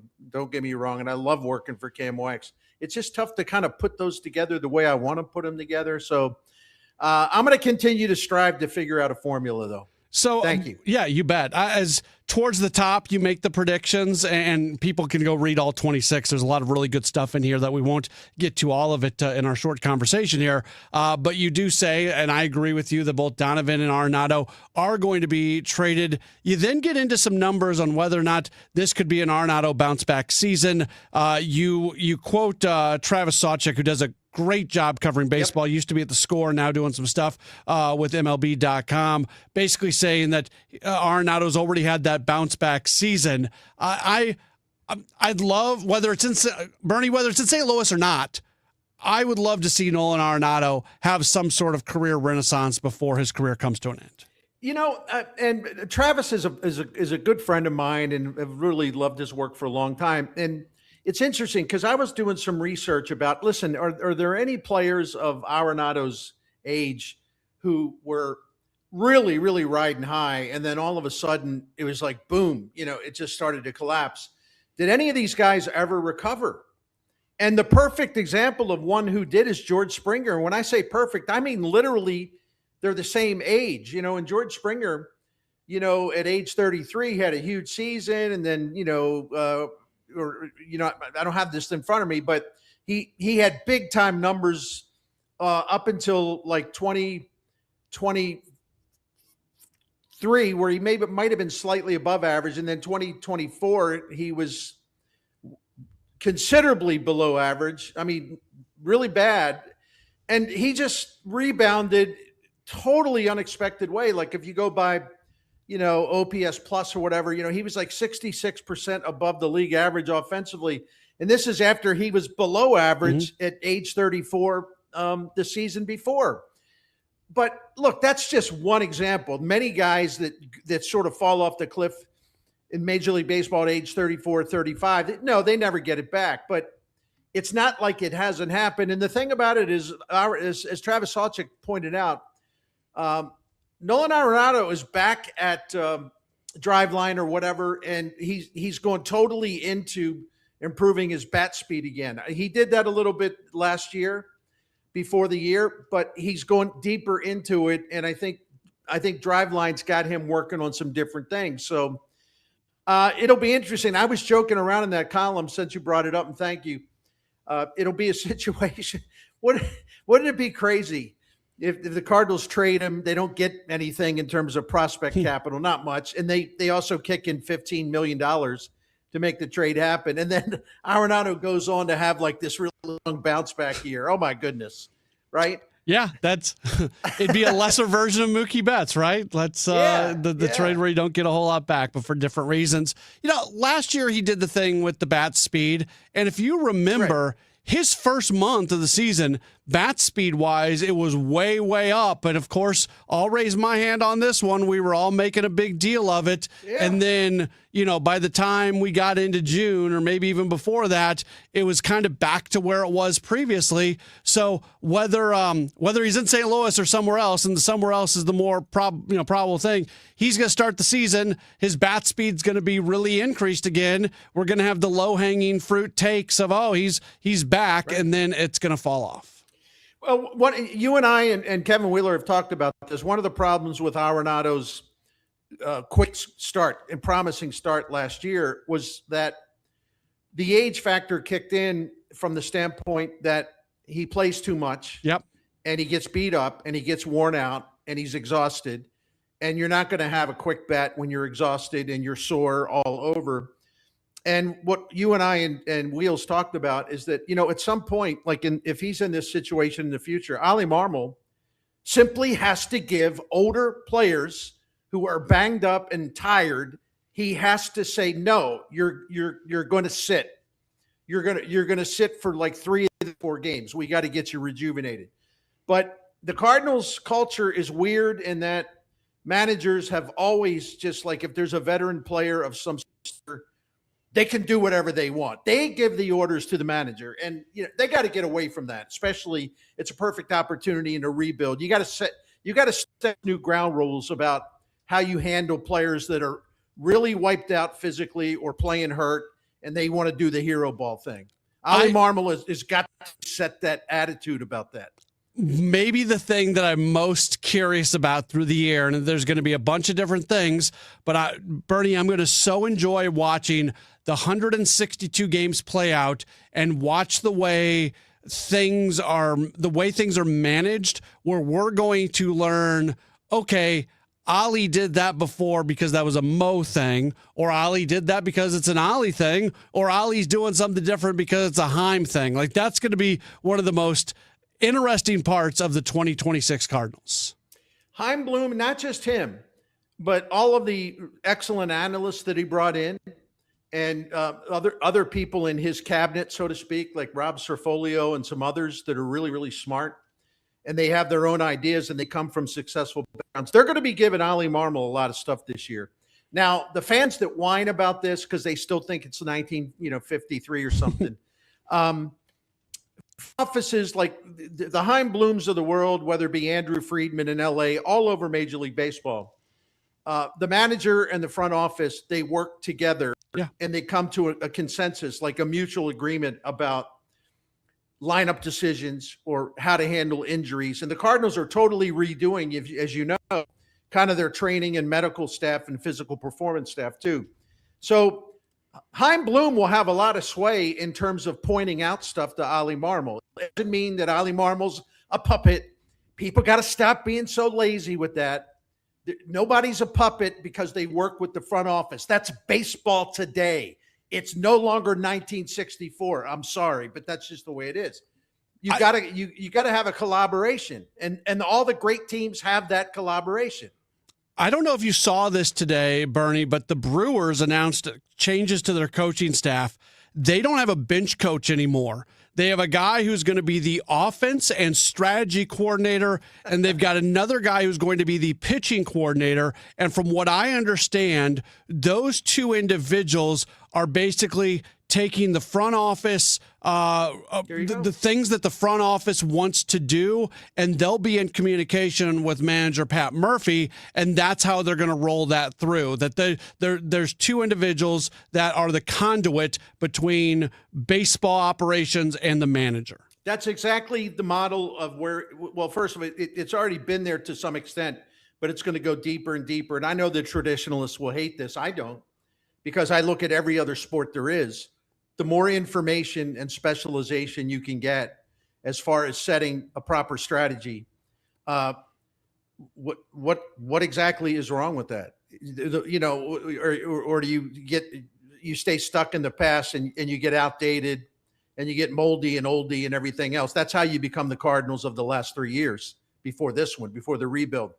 Yeah, it's funny, Matt. The people that just throw tantrums over analytics and specialization and all the fancy pants numbers, I've never really understood it.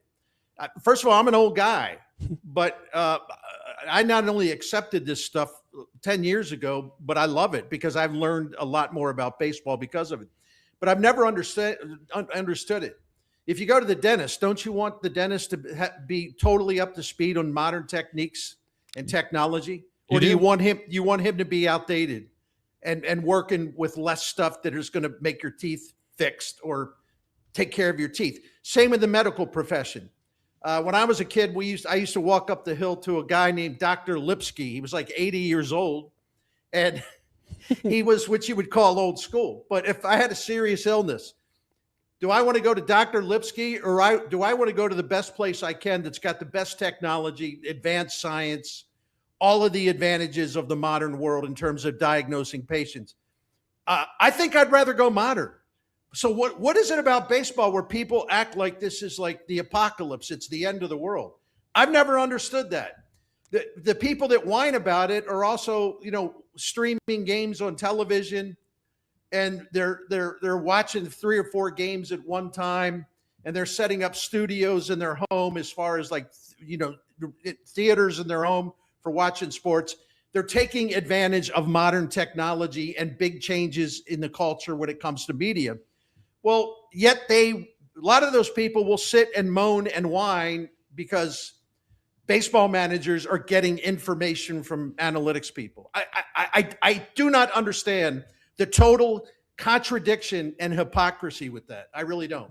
He is Bernie Miklasz. You hear him all over the place, including we'll have Rush Hour Sports. I think actually he's off on Friday, but he's all over on KMOX, STL Sports Central. You read him.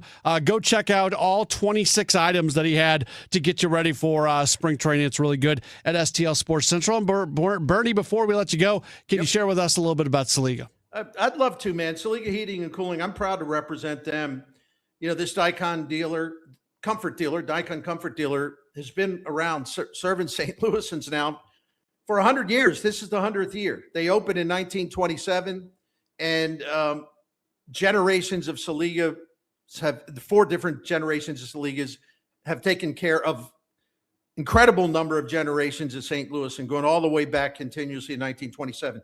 The Miklasz family has been relying on Saliga for 18 years, and I think I've got the credibility to testify because I know how great they are. Not good, I mean great. If you want honesty, integrity, you want professionalism, knowledge, classiness, if you want people that are explain everything and what your choices are instead of trying to pressure you into something you're not sure about, that's not Saliga. So Saliga will work with you. They'll answer all your questions. They will explain everything, and they will help you pursue the least expensive option to fix your heating or cooling or whatever it may be. Check out the Priority Club. It's a maintenance plan that'll save you money by extending the life of your current equipment. But Saliga Heating and Cooling is the best, and you can find out more about the best by going to SaligaHeatingandCooling.com. Thank you. The Bernie Miklasz Report on KMOX is sponsored by Saliga Heating and Cooling, a Daikin comfort dealer. St. Louis City SC is teaming up again with Enterprise to salute the people who make our city shine bright. The Exceptional Neighbor program presented by Enterprise is back, and now you can help us find the class of 2026. Nominate your friend, coworker, or anyone who's going above and beyond for the STL region, and they could be featured on the pitch during halftime. Go to stlcitysc.com/exceptional neighbor now through January 9th and tell us who you think deserves to be an exceptional neighbor. Presented by Enterprise. I'm John Morgan of Morgan & Morgan. My best advice to you when hiring a lawyer for your injury case is simple. If you know court personnel, ask them who they'd hire. They know. If you know an insurance adjuster, ask them. They know. And then ask them about us. Ask them about Morgan & Morgan. They know. I look forward to talking to you soon. There's only one Morgan & Morgan, America's largest injury law firm, for the people. Injured? Visit forthepeople.com for an office near you. For 100 years, KMOX has been the voice of St. Louis, informing, entertaining, and connecting our community. Now, relive a century of service at KMOX100.com, a website that allows you to explore classic KMOX audio, rare photos and video, and the legendary voices that shaped St. Louis. Every headline, every heartbreak, every heartbeat lives on at KMOX100.com.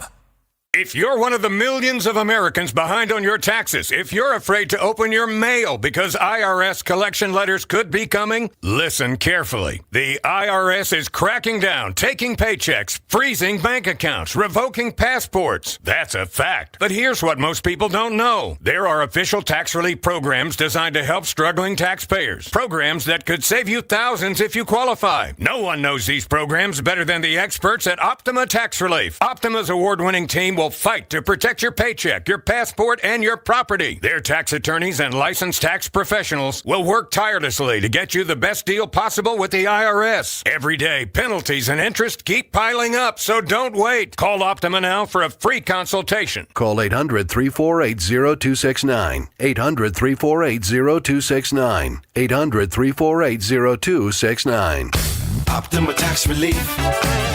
Some restrictions apply. For complete details, please visit OptimaTaxRelief.com. If you or anyone you care about is facing a family legal matter, call Cordell & Cordell today at 1-855-GET-LEGAL. There's a lot on the line in divorce. This is Joe Cordell of Cordell & Cordell, the largest family law firm in the country, with over 35 years of helping clients navigate divorce. But being big doesn't mean less personal or less local. Our attorneys live and work in your community, and as neighbors, they understand the challenges your families face. Divorce touches all areas of your life: your home, savings, retirement, and of course, kids. So when you find yourself facing divorce, you need a partner you can count on. If you or anyone you care about is facing divorce, contact Cordell & Cordell today. With over 100,000 clients served, we understand the challenges you're facing on a personal level. Call Cordell & Cordell today at 1-855-GET-LEGAL. That's 1-855-GET-LEGAL. The choice of a lawyer is an important decision and should not be based solely upon advertisements. 600 Kelwood, St. Louis. Experience a celebration of movement and music as the St. Louis Symphony Orchestra and St. Louis Dance Theater join together for Stravinsky and Debussy Music and Motion. This adventurous collaboration reimagines Stravinsky's Pulcinella Suite in an entirely new way that celebrates powerful partnerships between dance and music. January 10th and 11th at Powell Hall at the Jack C. Taylor Music Center. Tickets at slso.org. It's men's Billikens basketball action Wednesday night as they face VCU. Pregame 5:45, tip at 6 on your home for Billikens basketball. 104.1 FM, KMOX. Back at it on KMOX, it is a Gray Bar Sports Open Line. Well, the St. Louis Blues, they're actually playing some of their better hockey of the year. And we've said it all year long. As frustrating of a year as it's been, it's always felt like, well, you know what? If they just go on a 1 week run, a 2 week run, they'll be where you need them to be. They gone within 1 point of a playoff spot after some action yesterday. They're only 3 points out, but they're right there. And tomorrow night, they've got a big game in Chicago against the Blackhawks. It's time for our weekly conversation with Hockey Amy Marks, who, of course, you hear on KMOX during the Chris and Amy show, but you also see her alongside of Chris Kerber with the Offside Hockey Show on Matrix Midwest. Amy joins us right now. Amy, I always appreciate the time. How are you? Hey, doing pretty well. It's a little bit of a break here for the Blues, a 3-day break before they play in Chicago tomorrow night with a late puck drop. I'm getting old, Matt. The 8:30 start sounds, it may as well be midnight. Well, your show starts early in the morning. So what time does your alarm clock go off most mornings? This morning it was 4:45 because I did get up and run before the show. And like you said, we start on the earlier side. So, but I think even if I slept till 7, I feel like I would still be an old person complaining about an 8:45 puck drop. Because you know it's going to be like 8:45. They won't drop the puck at 8:30. Yes. There's something about getting old and being around sports and appreciating earlier start times. Like back in the day, I'm fine with a 7 o'clock start, a 7:30. Yeah. Now, if Cardinals start at 7:15 on Friday nights and 6:45 the rest of the night, those 7:15 starts, like, oh my goodness, why is this so late? I'm so tired. So I'm right there with you. Although I know you're like this, sports kind of breaks sports guys' bodies or body clocks. Because I know like Kevin Wheeler, Chris Ranji, you've been trained to be night owls, right? With all the games. Yeah, absolutely. Yeah. I can't imagine being somebody that goes to bed at 10 and wakes up at 6 or 7. Like that just, man. I could not imagine that life. That is not something I've ever experienced. But I couldn't imagine waking up at 4:30 in the morning like you do. So, it's 2 games. The Blues have won 2 in a row. They're trying to look for that stinking 3rd win in a row, which they never seemingly can get. and I'm not trying to put the cart in front of the horse, but it seems like the narrative right now is, okay, maybe this is the start of something. Are you buying into that at all? Not yet. Okay. And here's why. And I'm a Blues fan, and I'm positive. But here's the thing. The goaltending steals games for you. The goaltending can allow you to win 2 games, maybe 3 games in a row, which, like you said, has been elusive for the Blues. And we've talked about that mushy middle where you've got 6 teams, 7 teams within 3 points for that final wild card spot. But while the goaltending can tease you by stealing a game or 2, goaltending can't separate you from the pack if you're not scoring goals. The Blues have to start scoring goals. If they start winning games and they're scoring more than 2 goals a game, then I'll have more hope and say, okay, maybe we've turned a corner here. But you think about it, Justin Falk, your defenseman, is your leading goal scorer right now. He's outscoring Jordan Kyrou and Robert Thomas. Kyrou could be a 40-goal scorer, but he's on pace for 17 goals right now. And so your offense really needs to turn it around. We've seen some really good stuff out of Robert Thomas lately. So I'm not poo-pooing it. I'm just saying the ship is turning a little bit, but until your offense kicks in, I don't think the ship is turned around. Who do you view as the top goaltender for this team right now? So do you know, I will always go with Jordan Binnington, which I say this because Jordan Binnington plays better on a big stage than anyone. And in the league, I think. You know, Connor Hellebuck is great in the regular season, but on the big stages, in the playoffs, in the Four Nations Cup, you know, Jordan Binnington's the one with the Stanley Cup victory. He's the one with the Four Nations Cup victory. And what's really interesting is Jim Montgomery addressed this a week or 2 ago, that there were moments last year when Joel Hofer was outplaying Jordan Binnington. He said, but who did we go to in the playoffs? Jordan Binnington. So Joel Hofer looks awesome. He looks incredible. And I'm glad that they're able to split the workload right now. But in my mind, there's no doubt that Binnington's your number one, even if Hofer is at times outplaying him. We're talking with Amy Markscore. She is, of course, part of Chris and Amy, and also co-host of Offside Hockey alongside of Chris Kerber. So you mentioned kind of the few days off, which they're in the middle of. And when you get into that pattern of game, single practice, game, single practice, game, single practice, a lot of times that single practice is looking forward to that next game or reacting to the previous game. Today, they got that second practice of a back-to-back in between games, and they did a lot of situational stuff. They did 6-on-5 stuff. They did 3-on-3 stuff. How impactful can these types of days where you're able to work on some stuff that you don't really work on when you're in that mode of just one practice between games? Yeah, I think it can be helpful. You know, you hear coaches talk about the cliches of details and habits and doing the right thing. I think it's a good reset. Obviously, you're not going to recreate pace of play in the NHL. So even if you're working on your power play, it's different. It's slower. It doesn't have the urgency that you would have a power play in a real game. But the Blues need to work on their power play because it's been absolutely dead. That's one of those things when you talk about the goal scoring. They're not going to separate from themselves from the pack. They're not going to grab that wild card spot if their offense doesn't start scoring and if their power play isn't productive. So I do think to a point, Matt, it really can be helpful to reset and go over basics. You know, Jim Montgomery said something really interesting about Oscar Sundqvist the other night, which was actually pretty funny. They were talking about the lineup changes and what does it take to stay in the lineup. And he talked about great habits, the details, winning one-on-one battles. When the puck stops, you stop. That if you do those things, you're not going to be pulled out of the lineup. And he said one thing about Oscar Sundqvist.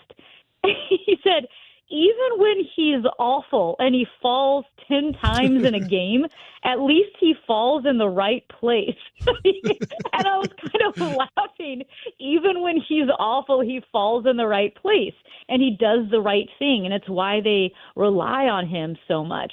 And so, you know, I do think to a point those off-day practices can maybe help drill those habits in a bit more. Isn't that all we're asking for in life, all of us? When we fall, just fall in the right place. I know, right?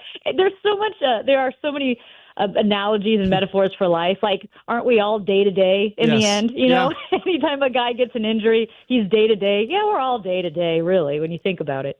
She is Amy Marks, of course. Listen to her every weekday right here on KMOX 9 to noon with the Chris and Amy show. Watch her on Matrix Midwest with Offside Hockey. And you can go get that show on demand on like YouTube, right? Am I correct in saying that? Yeah, I think the Matrix Midwest app. As well. I need to double check on YouTube. You actually, you caught me there, Matt. I don't know. I have it. I pull up the Matrix Midwest app because otherwise it is 32 over the air, 6 on Spectrum, but the app gives you some flexibility. There you go. Make sure to check that out for sure. 30 minutes of in-depth hockey talk, which is really, really cool. Amy, always appreciate you taking some time with us, and we'll talk to you again real soon. Sounds good, Matt. Take care. Awesome. Very good. That's Amy Marks Scores from the Chris and Amy show and from Offside Hockey. And we enjoy talking St. Louis Blues hockey with her. We'll have some more Blues talk. We'll listen into Jim Montgomery. We'll do that at about 7:35. He did speak with the media earlier today, and we'll talk more about her. He'll talk more, but we'll listen into what he had to say about the kind of the specialized practice that they had today. And also some injury updates on Nathan Walker and Dylan Holloway as well. And it's good news for each of those individuals. More of that coming up later on. We'll take one more break this hour. Next hour, in addition to listening to Jim Montgomery, we'll talk with Jacob Sersasimo. And also, we're going to have a Maria Kina appearance at about 7:05 or so from the newsroom to talk about the press conference that took place today regarding the figure skating championships in town. A lot to get to. Don't go anywhere. You're locked to a Gray Bar Sports Open Line on KMOX.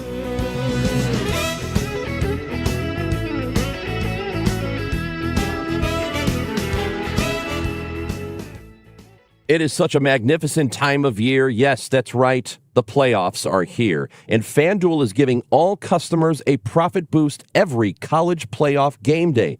So what that means is you're going to get more chances to level up your picks and turn big moments into even bigger wins. It's a lot of fun to do. You can ride with the favorite, you can take a shot on the underdog, or you can build a parlay, and then you apply that profit boost, and you can go for even bigger winnings. It is, like I said, a whole lot of fun. FanDuel is the best place to get into the football action all playoff long, and when you win, you're going to get paid instantly. So visit FanDuel.com/Missouri. That's FanDuel.com/Missouri to get your college playoff profit boosts today. 21 plus and present in Missouri. Opt-in required. Bonus issued as non-withdrawable profit boost tokens. Restrictions apply, including any token expiration and max wager amount. See terms at sportsbook.fanduel.com. Gambling problem? Call 1-800-GAMBLER. Nominations for the 2026 Women of Achievement are now open. The St. Louis Area Award is the oldest ongoing program in the area whose sole mission is to honor and recognize the volunteer service and volunteer leadership of women. If you know an outstanding volunteer in the St. Louis metropolitan area, or if you are one, Women of Achievement wants to hear from you. Nominations, including self-nominations, may be submitted now through January 11th. Head to KMOX.com for more information. Glover here for my friends at Cantor Injury Law. Cantor is local, and we're here doing the work every day. We're right here in St. Louis, and we're ready to fight for you. CantorInjuryLaw.com or call 314-628-9999. The choice of a lawyer is an important decision and should not be solely based on advertisements. This is the story of the one. As the purchasing manager at a manufacturing plant, she knows the only thing more important than having the right safety gear is having it there when you need it. That's why she partners with Grainger for auto reordering, so her team members can count on her to have cut-resistant gloves on hand, and each shift can run safely and efficiently. Call 1-800-GRAINGER, click Grainger.com, or just stop by. Grainger, for the ones who get it done. Welcome back to Winter Hack Radio, the place for clever hacks to survive the season. Icy driveway? Well, try spreading sand or birdseed to help with traction. Snowy puppy paws? Well, grab a whisk, brush it off, done. Catch COVID-19? Well, just get... Actually, there's no hack for COVID-19. But if you test positive, prescription medications for COVID exist. Ask your doctor if they're right for you. Visit PfizerForAll.com to learn more. Sponsored by Pfizer. Time now for today's Spotlight on Health Trends. Sponsored by Wesley Financial. Bringing someone to the doctor appointment with you could make you healthier. A University of Michigan poll of more than 2,800 people over the age of 50 finds 76% of patients who had a healthcare companion thought they got better care. The trusted companions helped ask questions of the healthcare provider and helped follow advice. Results suggest healthcare systems could do more to invite patients to bring companions to appointments. I'm Margie Schaefer. Wesley Financial Group is not a law firm. I'm Chuck McDowell, founder of Wesley Financial Group. Did you buy a timeshare because they told you it was a great investment? That's a lie. Most timeshares can be bought online for $1. To find out what your timeshare is worth and to cancel it, call us today and we'll send you our timeshare exit kit free with all your options for cancellation. Call Wesley for your free exit info guide. 800-959-3388. That's 800-959-3388. Welcome back to the Gray Bar Sports Open Line. Once again, Matt Pauley on KMOX. Back at it as we do roll on. So in our next hour, as mentioned, we're gonna have a couple guests. Maria Keenan's going to join us. Jacob Sersasimo is going to join us. We're going to talk a lot about what's going on here in St. Louis with the figure skating championships and how cool it is to have that kind of event. Just a couple baseball things before we get out of here. And when if you were listening to Rush Hour Sports, I think Kevin Wheeler alluded to there was a oh goodness. Buster Olney and Jesse Rogers had an ESPN thing, and they basically both predicted that Donovan and Arenado are both going to be gone, which I agree with. I think it was Olney. I'm not sure. I think Olney brought up the fact that Kyle Sixt is here. Maybe he can help me out with this.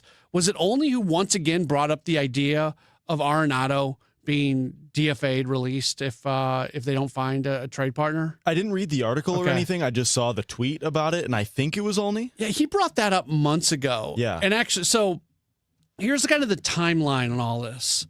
Chaim Bloom has the press conference.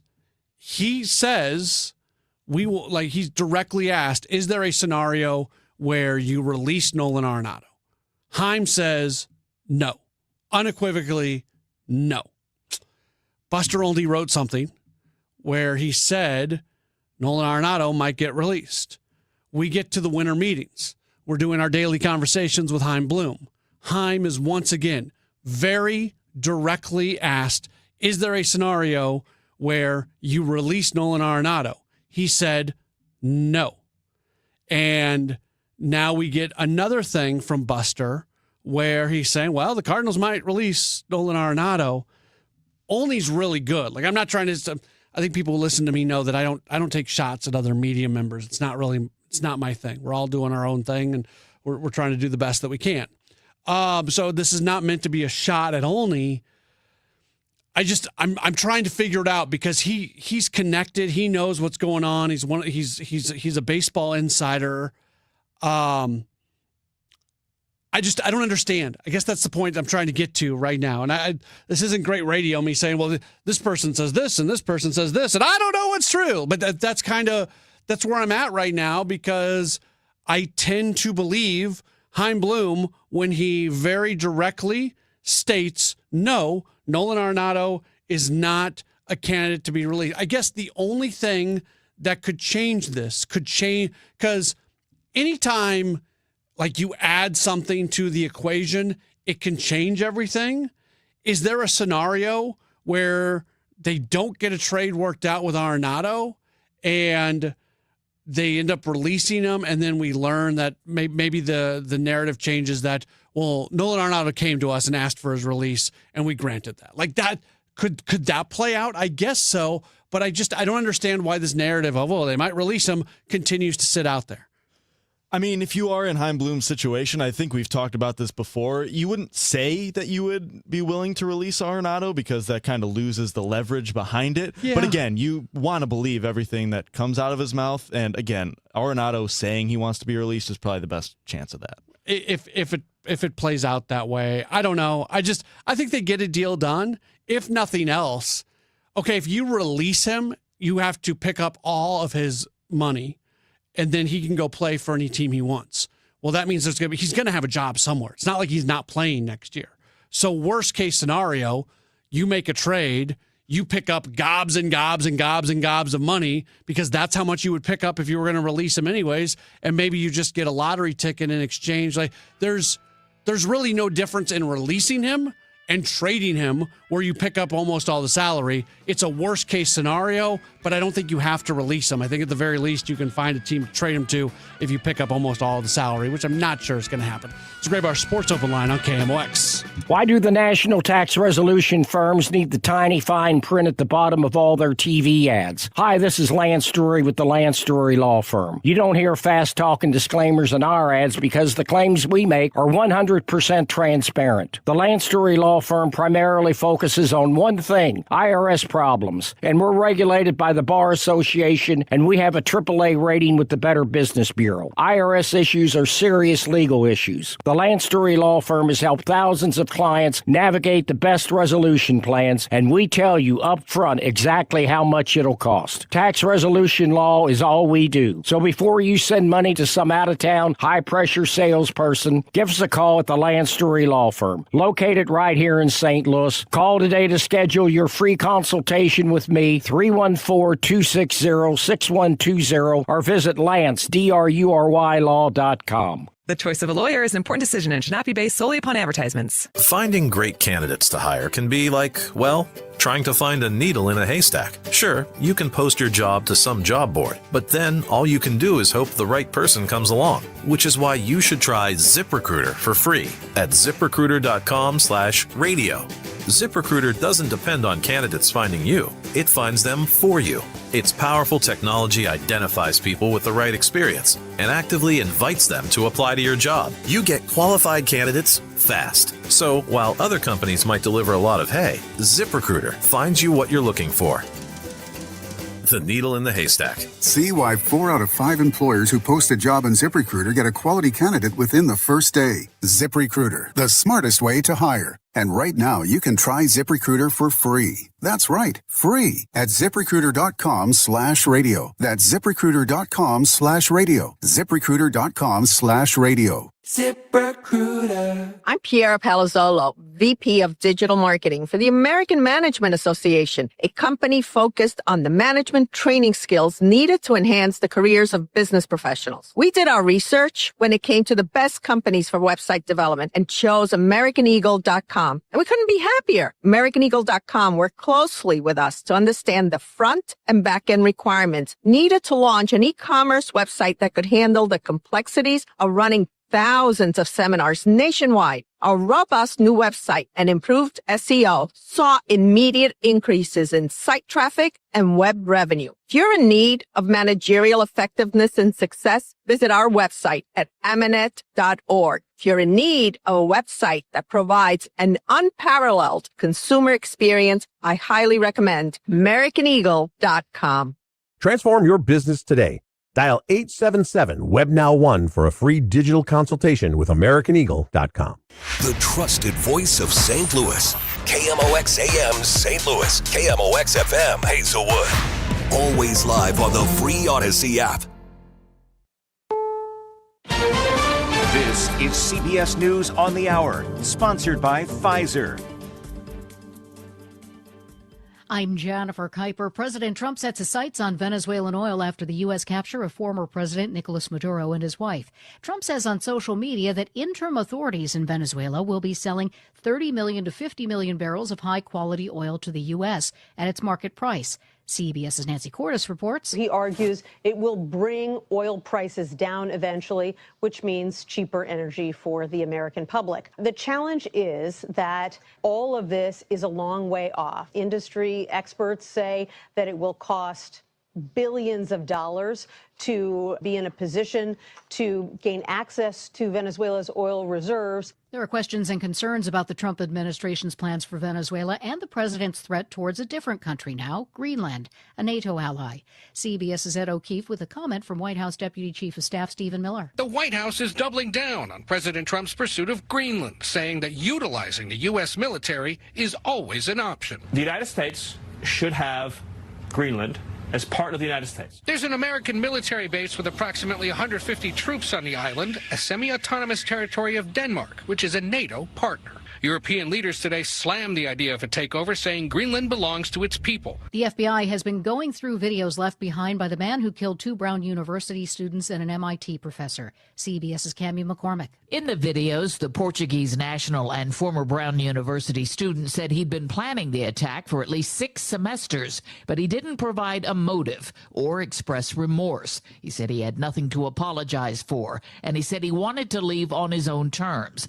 He was found dead in a New Hampshire storage facility where a series of short videos was discovered on an electronic device. The war in Gaza is not over for the children. Cambridge University researchers say almost all of Gaza's schools have been destroyed or are being repurposed as shelters, and many kids are in no state to attend school if they could. Co-author Professor Pauline Rose. No children have been able to go to school in a normal sense, and the numbers that have also now been suffering from being malnourished has been increasing. A Bureau of Prison spokesperson tells CBS News that Aldrich Ames, a counterintelligence officer for the CIA, who spied for the Soviet Union and later Russia, has died in a Maryland federal prison. He was 84. The 31-year veteran of the CIA is believed to have compromised more than 100 intelligence operations and sent a number of Soviet agents to their deaths or prison as he traded information for large sums of money that funded his lavish lifestyle. You still got it, but your immune system weakens as you age, making it harder to fight flu, pneumococcal pneumonia, RSV, and COVID-19. Ask your doctor or pharmacist which vaccines you need. Sponsored. At 7:03, it's a clear sky, 53 degrees downtown at the Arch. Not just the nation's best skaters, but the world's greatest skaters are in St. Louis right now for the U.S. Figure Skating Championships. Mark Schreiber with the St. Louis Sports Commission says the United States has 3 of the 4 reigning world champions, including Ilya Manin, the only person to ever land a quadruple axel. Only person to do that, and only person to do 7 quads in one program. Oh, my gosh. I remember when the triple was the biggest deal. Yeah. Schreiber was a guest with KMOX's Chris and Amy. Events get underway tomorrow at Enterprise Center. The U.S. Olympic team will be named on Sunday. Much more on this coming up with Maria Kina on Sports Open Line with Matt Pauley. Sports wagering in Missouri officially launched on December 1st. Mike Lira, executive director of the Missouri Gaming Commission, calls the numbers for the first week alone incredible. And a total of about 18.5 million geolocation checks statewide. That means the number of times people logged into their accounts. Lira says we'll get a new wave of data at the end of the month.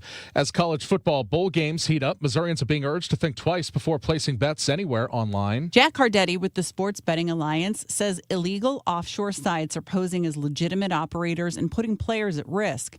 He says legal betting sites require age verification and have safeguards designed to protect vulnerable users.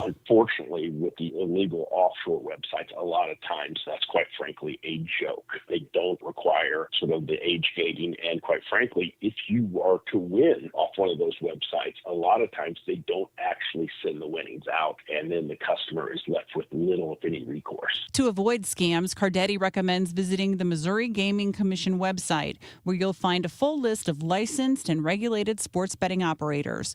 Beth Coughlin, KMOX News. The Chiefs are moving west, but the Royals don't appear to be following them. Kansas lawmakers say their offer to fund 70% of a new baseball stadium in the Sunflower State is officially dead. House Speaker Dan Hawkins says despite losing out on the Royals, he is confident that Kansas's economic tools are still working. We've gotten a speedway that's all paid off. We have many of the whole Legends area. It never would have happened. And look at all of the money that has come out of that now. With Kansas out, the team is focusing on the city of Kansas City, Washington Square Park, as well as East Village near City Hall. Planners say the East Village site is the more practical option because it offers 27 acres of shovel-ready land.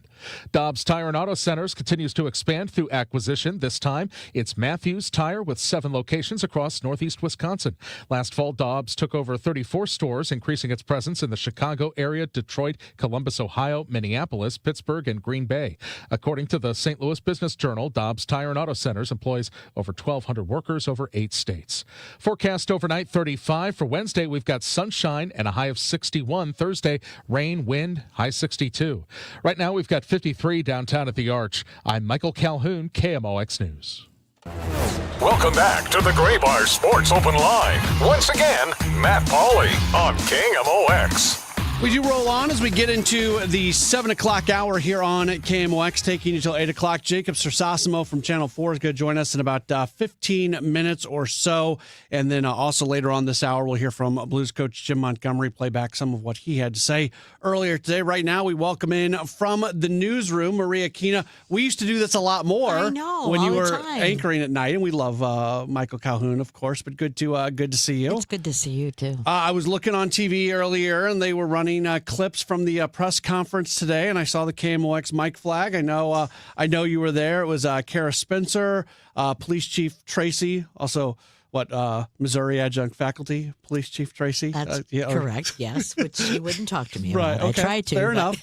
And Jackie Joyner Kersey was there. Who else was that it? Was that the group? No, you had Greater St. Louis Inc. You had Explore St. Louis. You had the St. Louis Sports Commission. Even retired Frank Viverito was there. Okay. So a lot of people came out to talk about this because it's a big deal. It is. I was just talking about this earlier. St. Louis is really good at big deal sporting events.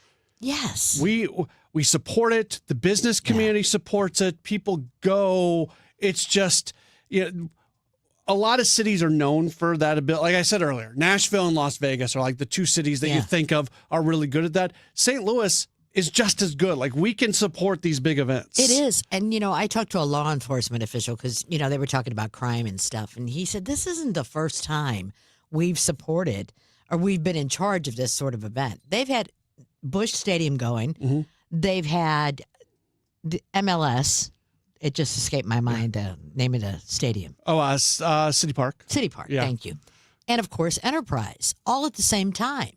So they're used to big events like this. And when it's sporting, like you say, we do it really well because the chief mentioned about the Final Four, the Frozen Four, and how well that had gone. They also talked about some other things that they're trying to get to for the future, including in 2030 for the U.S. Championship, Figure Skating Championship to come back.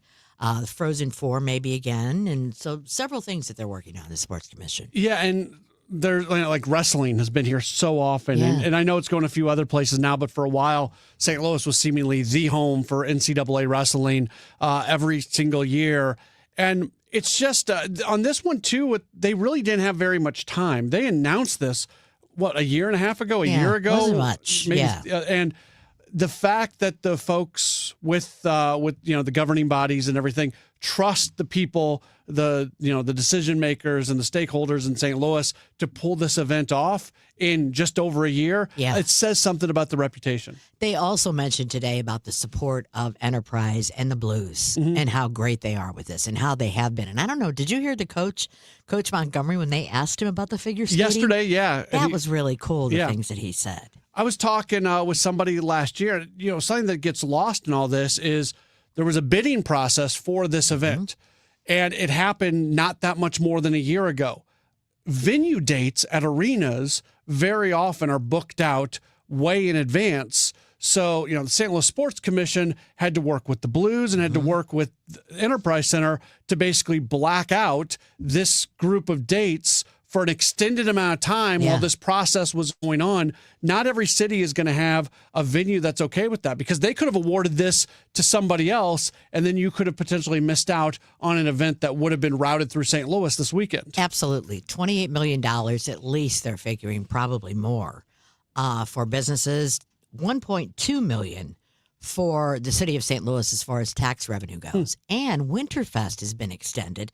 They decided to extend it because they had the figure skaters and thousands of people coming into St. Louis. They found some money somewhere, he didn't say where, but some extra dollars. So they went ahead and they're keeping it open right on through the weekend. That's really good. And it's the big stuff is in St. Louis at Enterprise Center, but they're using Centene as well. That's when Jim Montgomery saw him, because there's been, some of the youth events and things like that going on out there. So this is one of those kind of things that takes over multiple venues inside of a city. Yeah, I mean, it's good all the way around for St. Louis. I don't want to give away too much, because I know you're putting together a package that's going to run, but you got the opportunity to talk a little bit with Jackie Joyner Kersey. First time ever, and I've been reporting for quite a while, and I've never had the opportunity to interview her. She is so kind. She is. So unassuming.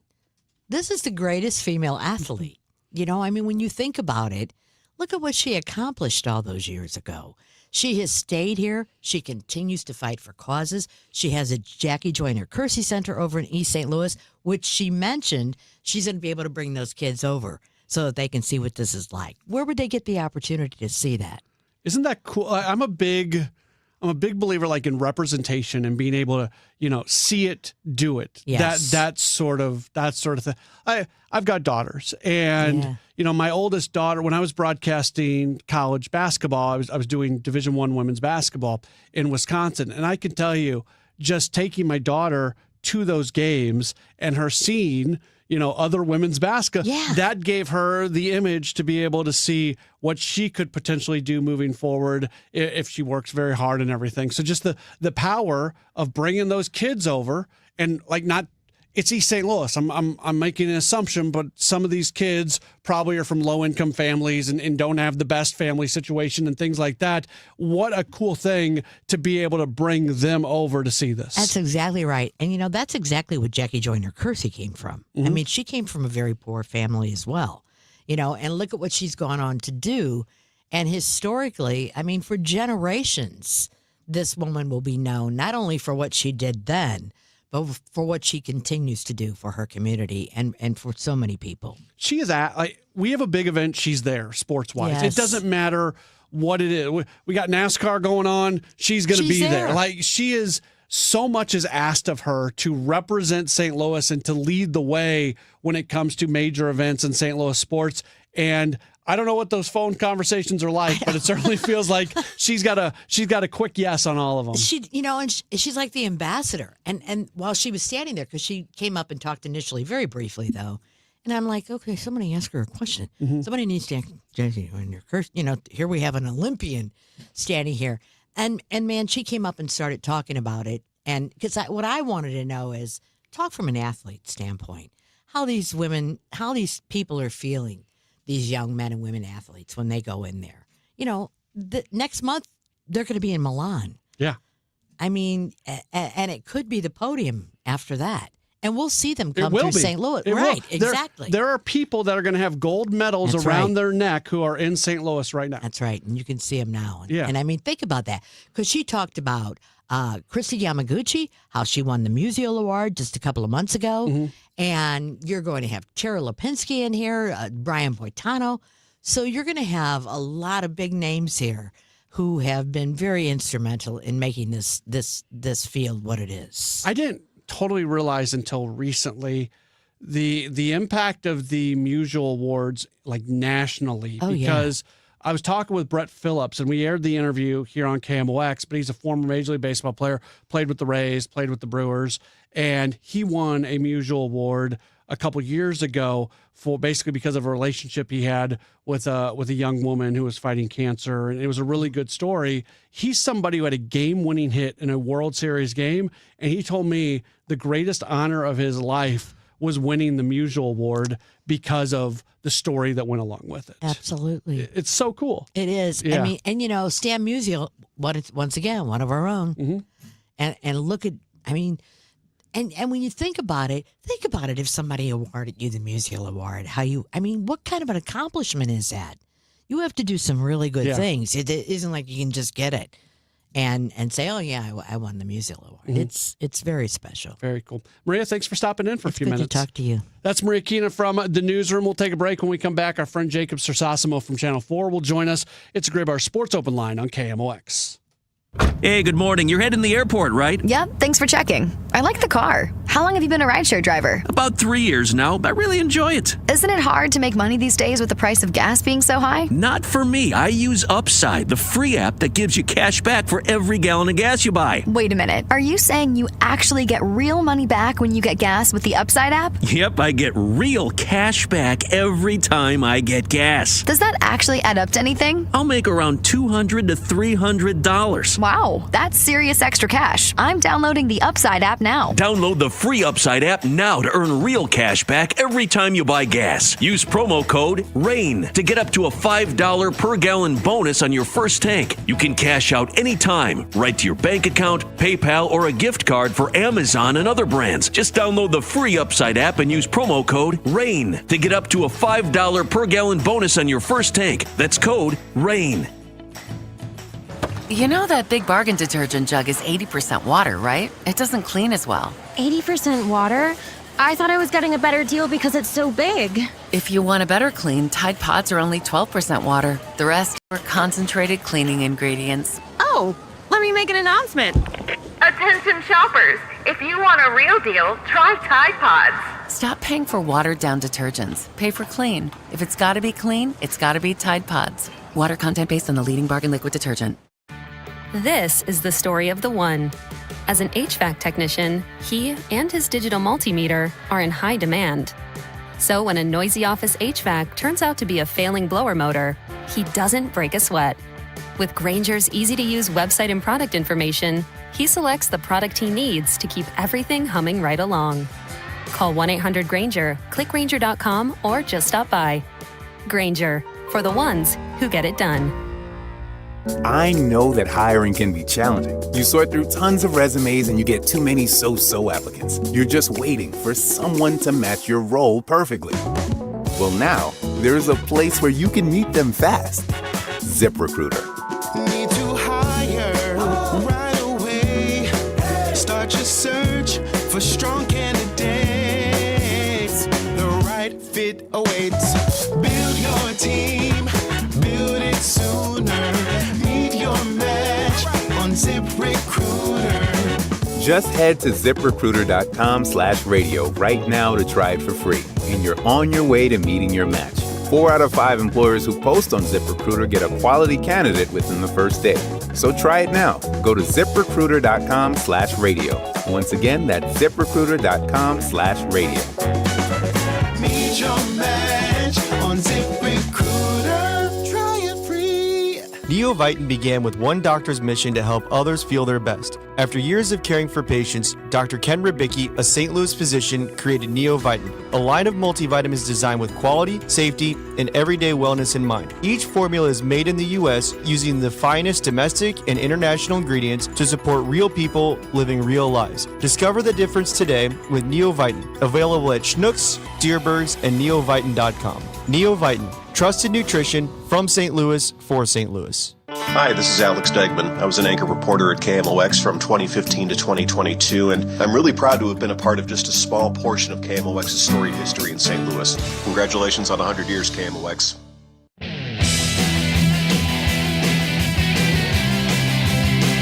It's a Gray Bar Sports Open Line right here on KMOX. My name is Matt Pauley. Very happy to welcome back onto the program. He is a friend of the program. You see him on Channel 4, also on Matrix Midwest. He's our friend Jacob Sersosimo on Twitter at Jacob Sersosimo. Jacob, always good to talk with you. How are you? I am fantastic, Matt. How are you? I am good. You've been on duty covering the U.S. Figure Skating Championships throughout the day. I know you've talked with a number of individuals, so I'll kind of just throw this at you, and you can take it in whatever direction you'd like to take it. What jumped out at you with all the different conversations you've had for this really big, major event here in St. Louis? Well, I'm going to be completely candid with you. If you're talking to me a month ago about the U.S. Figure Skating Championships, I would tell you I don't really know that much about this event coming to St. Louis. I don't think it's foreign to me or you, Matt, that we don't really cover figure skating on a day-to-day basis. But over the last month, I've had some really good conversations with the Sports Commission and people there and people in the figure skating community, and I've learned a ton over the last month. And being here today, it really opens your eyes. I knew this coming into today, but really talking to the figure skaters and the people a part of U.S. figure skating, just how much skill is on this U.S. team. I think in the past, yes, the United States have had really good figure skaters, but they mentioned today they don't think they've ever had the depth that they have. You're looking at the team and individuals over the last year. At the World Championships last March in Boston, there's 4 disciplines in figure skating. The U.S. won gold in 3 of them.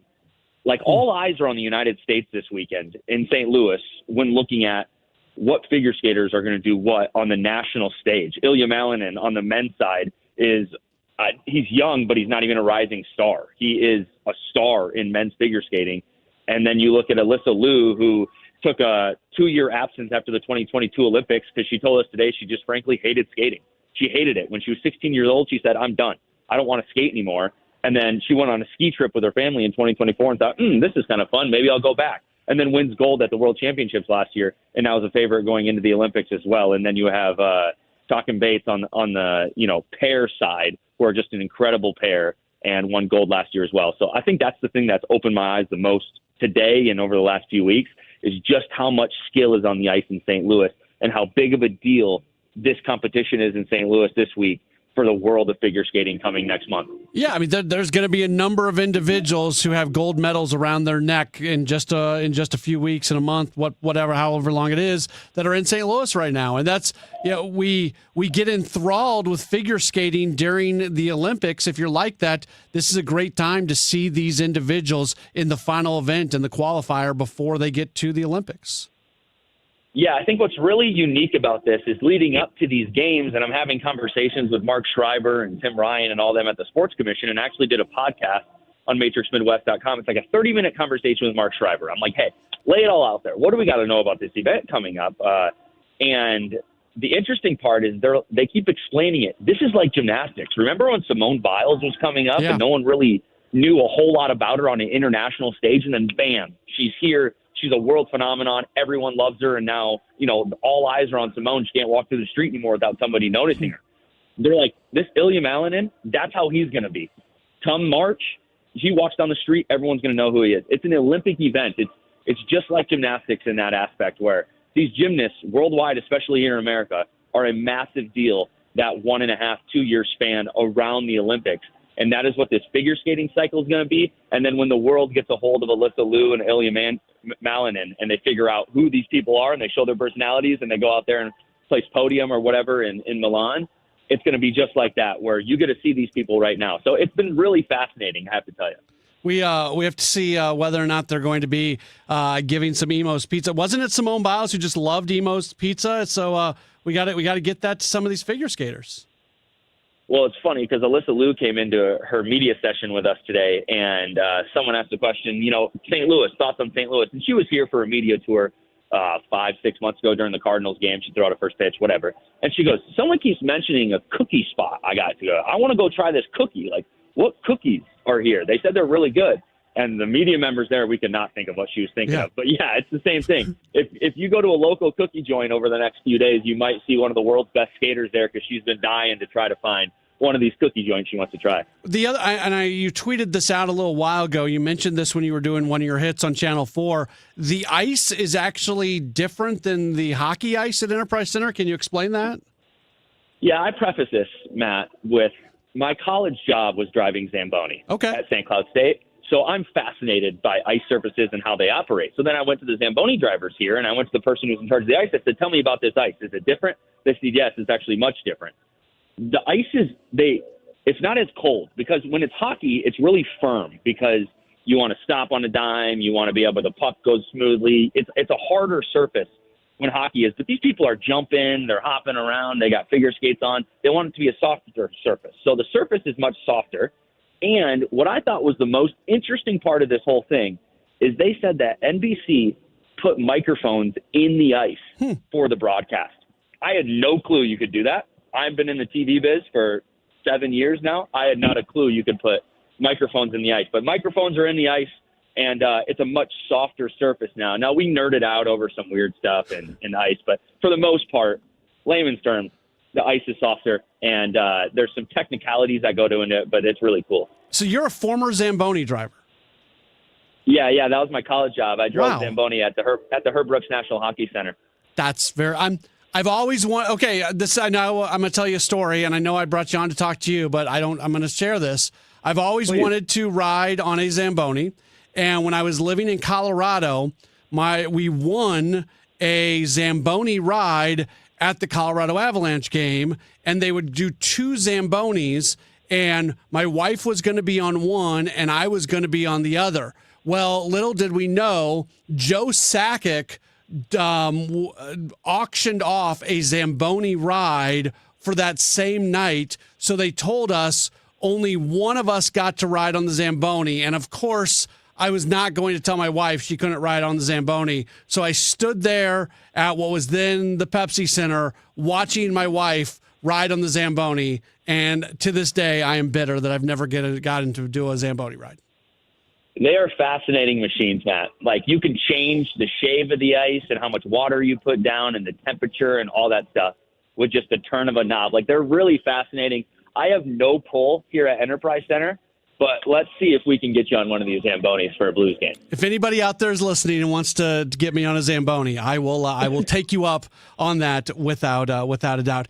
Hey, before we get you out of here, we always like talking a little tennis because you host a tennis podcast, and there was some interesting news here over the last few days as Novak Djokovic, who had been part of it, actually kind of started this like breakaway players union years back, is now not going to even be part of it. It seems like this is a big deal, but something that like the mainstream sports folks don't understand. How big of a deal is this? How off-putting was it that this happened? It's really fascinating because Novak Djokovic was one of the founders of kind of this new players association type speak for tennis. And the fascinating part about it is he was very vocal about it at the beginning, and then kind of, I don't know, from this side of the world, because everybody's in Australia right now for the Australian Open, it seemed like this kind of came out of nowhere for Novak to not be a part of this Players Association. I think why this is a big deal is because when you have the most popular person in the sport a part of something like this, it gives it some legs. And now that you don't have someone a part of it, let me put it in terms in baseball. So if Shohei Ohtani is a part of a new players association that they want to be a players association, and it's Shohei Ohtani and it's Aaron Judge and it's Mike Trout and it's the largest names in baseball. And then all of a sudden Shohei goes, nah, actually, I don't really believe in the way that this is going anymore. How seriously is Major League Baseball going to look at that now? And so that's the part that is kind of confusing now for tennis fans is there's always been a weird part of tennis that the rules are different. They play in a different country every week. The rules are different when it comes to drug testing and doping and rules. And this is really technical, but they use different balls at a lot of these tournaments. And players complain about injuries. And the surfaces are faster at the U.S. Open than they are at the Australian Open. And then they go play in Acapulco, Mexico. And the surface is different in Acapulco than it's going to be in San Francisco and Beijing and Shanghai. So they've been trying to regulate this for years. And now that Novak pulls out of this players union there's kind of more question marks in tennis than there ever has been before. I'll give you one quick instance. Remember on this show, I believe we were talking about the doping scandal or the blood test or whatever the case may be of Yannick Sinner a year ago. Me and you were talking about it on this and you were how big of a deal is this, blah, blah, blah. There's not really any clear-cut answer on who's in charge of that. Like, who's in charge of the anti-doping, who's in charge of the there's not a single way to punish someone in tennis. And players forever have been like, how come some players are getting punished for the same thing a year or 2 years and someone else is like, Yannick Sinner is getting punished 3 months between a major. So there's not really any clear-cut answers. And so they've been trying to do that. And also Novak Djokovic goes, never mind, I'm just going to pull my name out of this hat. So right now, uncertainty just prevails in the sport of tennis, unfortunately. This might have been the most eclectic conversation we've ever had on Sports Open Line. Figure skating, Zambonis, and Tennis Players Association news, but I loved it. Jacob Sersasimo encouraged folks to follow your coverage on Channel 4 on Matrix Midwest. Follow you at Jacob Sersasimo on Twitter. Appreciate the time, and next time we have you on, we'll probably be more conventional down the line on what we talk about. My grandparents always said never stop learning, and that's what this last month has been. So I'm glad I get to share some of that with you. Appreciate it, Matt. You bet. Awesome. Great stuff from Jacob Sersasimo. Never stop learning. That's a good piece of advice. And we all, as a Sports Open Line community, we all spent a little bit of time learning that. I am shocked. I've known Jacob for probably almost 2 years now, I think. Maybe longer than that. Time runs away from you. I did not know that man at one point in his life worked as a Zamboni driver. And that's very interesting. And that gives him, you see, you want life experiences when you come into a job. I'll tell you, so before I got the job here at KMOX, my now boss, Steve Moore, we were like emailing back and forth and texting back and forth, and he had some questions for me.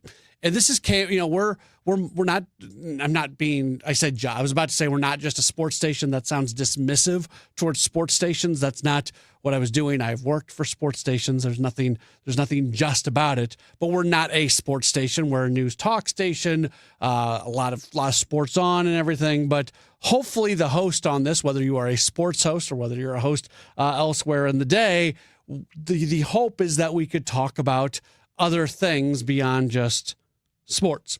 And I remember Steve at one point asked me a question. He's like, would you feel comfortable hosting a non-sports show? And he said, it's totally okay if the answer is no. I didn't have the job yet. It probably wasn't actually totally okay if I said no. I said yes, and there you go. So we hopefully the goal here is that we can talk about things beyond sports here at KMOX, and then even sports that are a little bit outside the outside what we normally talk about.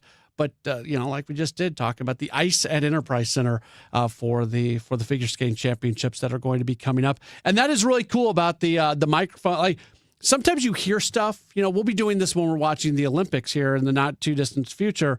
You hear things and you go, how are they getting that? What is the technology that goes along with that? And it's cool to hear that they're actually able to put microphones into the ice. I think sometimes when you get into the details, I remember talking with somebody once. He was he was the foremost lighting guy in the world. He did all the lighting for NFL stadiums, and I think he did lighting for Olympics and things like that. And his family were part investors in a professional soccer team in Colorado. So that's how I ended up getting connected to him. And just like listening to him talk about the art of actually lighting up a venue, and actually hear him there were some venues that they did not set up the lighting, and there was some judgment, a little bit judgmental about what he saw. So it's always cool to see the people and hear the people who do things that are pretty incredible in the technology of how we present sports, and that is part of that right there. Okay, we are going to take a break, and we will get back to, again, conventional sports, I guess you could say. Jim Montgomery spoke with the media earlier today. Blues are back in action tomorrow night when they are in Chicago against the Blackhawks. Some updates from Jim Montgomery. We'll get those next. It's a Graybar Sports Open Line on KMOX.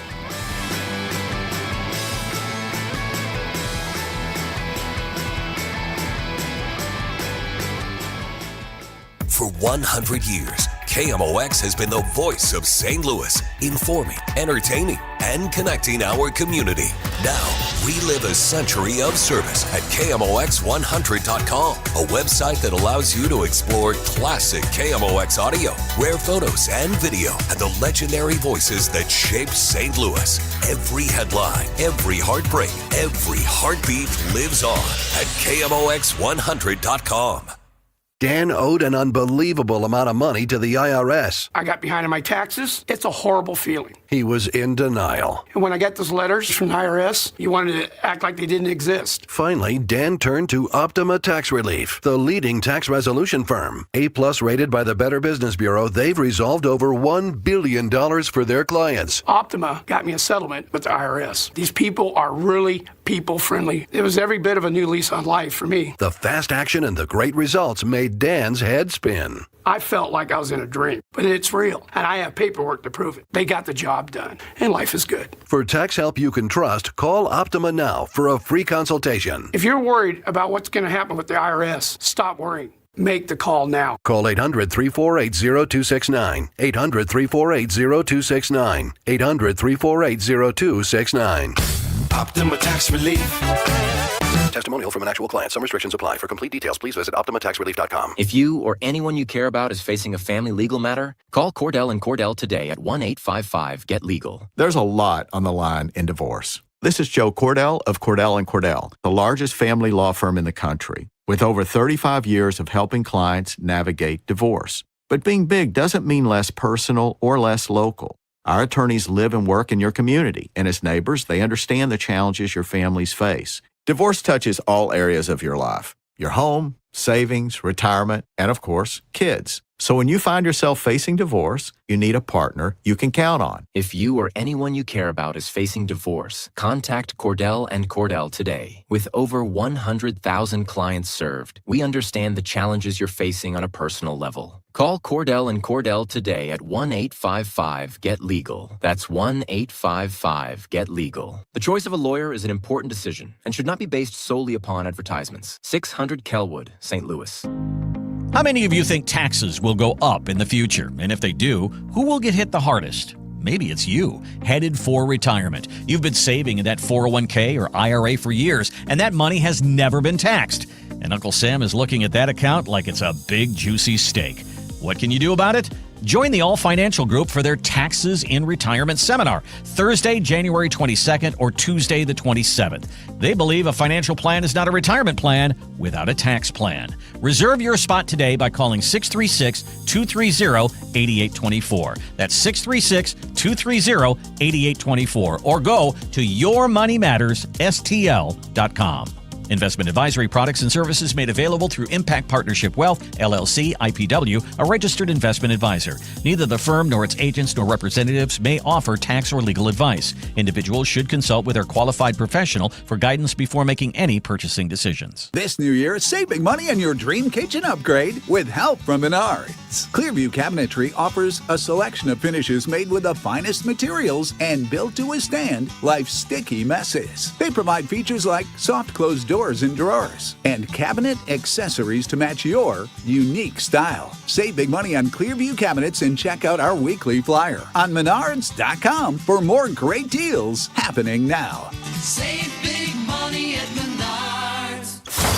It's men's Billikens basketball action Wednesday night as they face VCU. Pregame 5:45, tip at 6 on your home for Billikens basketball. 104.1 FM, KMOX.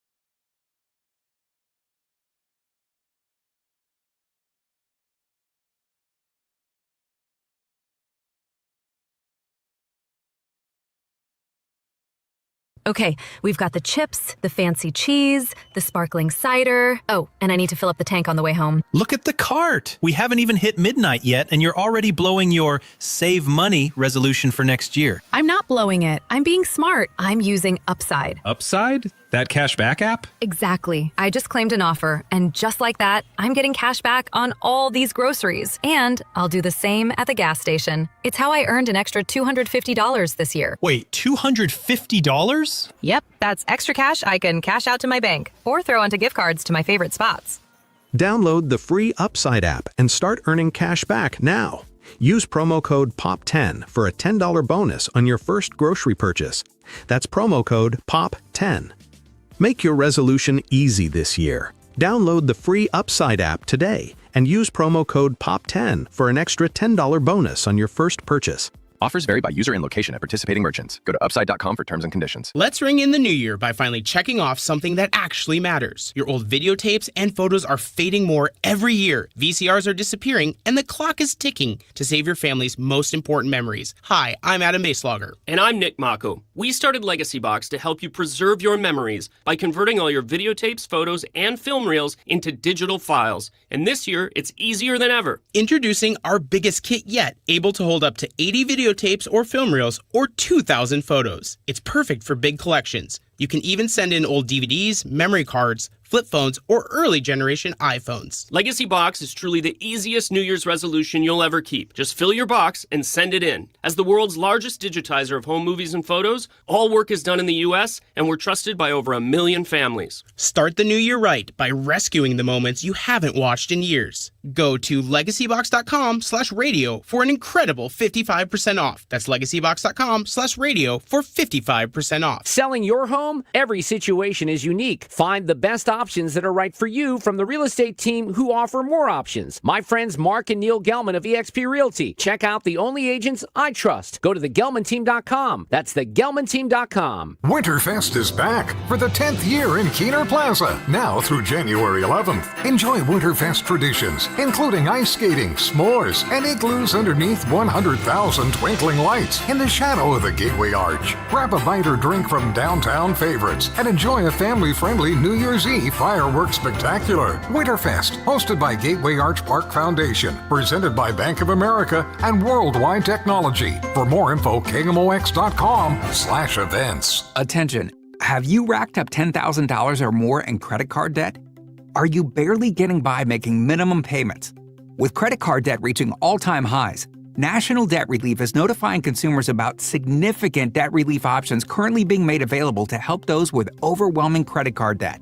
These options may reduce a large portion of credit card debt for those who qualify. You don't need to declare bankruptcy or take out a consolidation loan, and you may only have to pay back a fraction of what you owe, even if you have bad credit. National Debt Relief has already reduced the credit card debt for more than 550,000 consumers, so don't wait. If you owe $10,000, $20,000, or even $100,000 in credit card debt, you can now take advantage of this financial debt relief as the cost of living continues to skyrocket. To check what debt reduction you may qualify for, call 800-894-7722. That's 800-894-7722. Again, 800-894-7722. Okay, I don't want to be mean, but if you're a guy and you just have a grimy, multiple times refilled bottle of Dial that's got the crusty soap on the outside, that's a red flag. What if you just have a bar of Dial soap with no soap dish? I never like the bar of soap. What if you have one bar of soap and you take it from the shower to the sink, back to the shower? How would you feel good about going to that guy's house? Oh my gosh, I think I would just leave without saying anything. Chris Ranji, Amy Mark Scores, weekdays at 9 on KMOX. It's men's Billikens basketball action Wednesday night as they face VCU. Pregame 5:45, tip at 6 on your home for Billikens basketball. 104.1 FM, KMOX.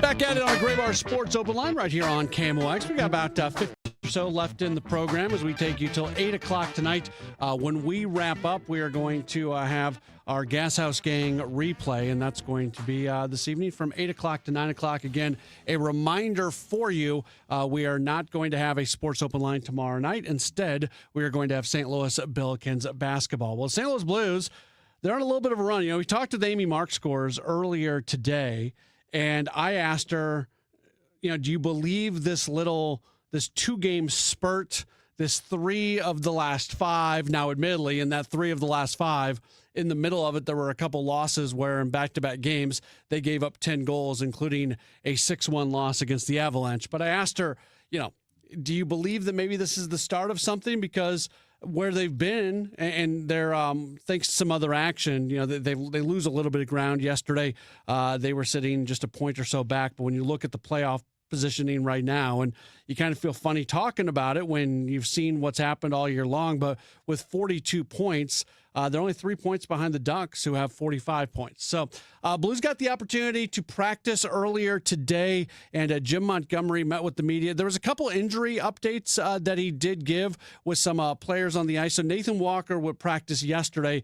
He practiced again today, and while he's not quite ready to return, the progress is positive right now for Walker. Not yet. No. Again, he came back today, felt great after yesterday's practice. So we put him in a spot where he would possibly be playing, and we want to see how that, again, develops till tomorrow. How did he look out there to you? I thought he looked really good yesterday, and today I just thought he was average. So he's somewhat close to returning, someone who's still got a little bit of time, but it's better to see him on the ice. That would be Dylan Holloway. And he was, again, it's still very, very early on in this whole process. But the good news is Holloway is on the ice, so that at least starts the process of him potentially returning. Oh, baby steps. Yeah. He's only 3 weeks in. Right. Yeah. But I mean, good sign to see him out there. Great sign. You're never going to doubt, no one's ever going to doubt his work ethic, his dedication to getting back as soon as possible. If he can be back the absolute earliest, he's going to be back the absolute earliest. Let's get into the actual practice today, because it was back-to-back practices at home. And that, I mean, I don't want to present that as being a really rare thing. It certainly isn't. You get that during the course of the year. But very often, especially in a year like this where so many games are being fit into a short amount of time, there's more games in lesser time because the NHL is going to shut down for the Winter Olympics there for amount of time.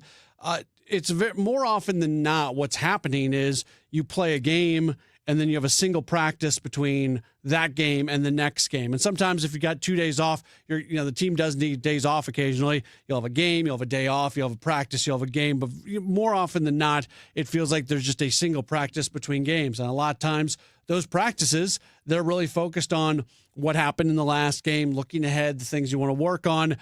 Sometimes more of the intricate details you're not able to get into so much. Well, when you get this second practice between games, you're able to do some things. And from with today's practice, it was an opportunity for them to do some very situational work. The 5-on-6 has happened 3 of our last 4 games, and the 3-on-3 portion has happened not recently, but we're just not good at it. So both situations, we taught video on it, so that 5-on-6 has been better. We can't score empty net goals. So we talked about having poise there, and we went over the fine details of whose pressure points are where in zone, how we want to handle pressure up ice. And then the 3-on-3 portion was really talking about and it's in the league, what is scoring goals in the league, and how are teams checking that are doing well. So how are teams scoring? Teams are scoring in a variety of ways. So causing turnovers from your checking would be 1. 2 is we call it ladder plays, whether it's in the offensive zone or defensive zone. It's where someone comes with speed behind another guy. And the third one would be bypassing 2 guys to create a 2-on-1. And that's just off transition, 2 guys taking off, and the guy with the puck making a good decision. He mentioned the fact in there that they're having a hard time scoring empty net goals. Well, what about the other side of that? What about when they are on a 6-on-5 situation? They've got the 6, but they've got the empty net behind them.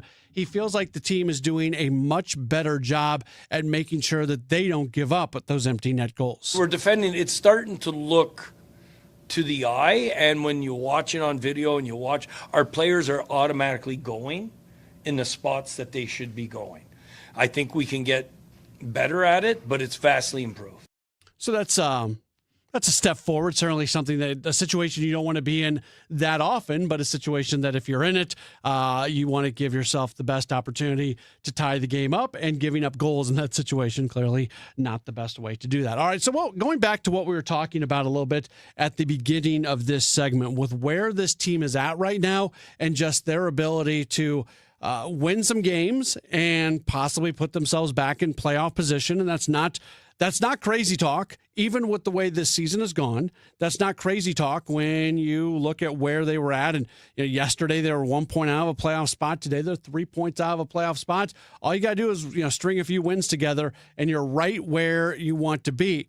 Part of that is the team playing good hockey, and it hasn't been amazing hockey, but it's been better hockey. And in fact, Montgomery would argue, and not even an argue, it's more of a feeling that he has. He says this is the best he has felt about this team in a while. Besides some moments last year, yes. I mean, it's equivalent to it. They're giving us an opportunity. They're battling so hard that it's not a lot this year that I felt we've had puck luck, but against Montreal, I felt we had puck luck because of the way Benner was battling in the crease and the way our guys, even though we may have been beat in a pulled goalie or 5-on-5 situation, the way we return to our net with a vengeance. That kind of stuff, it rewards you. And all of a sudden, pucks that bounce off you and go in the net now bounce off you and they go to an area where you can clear your end.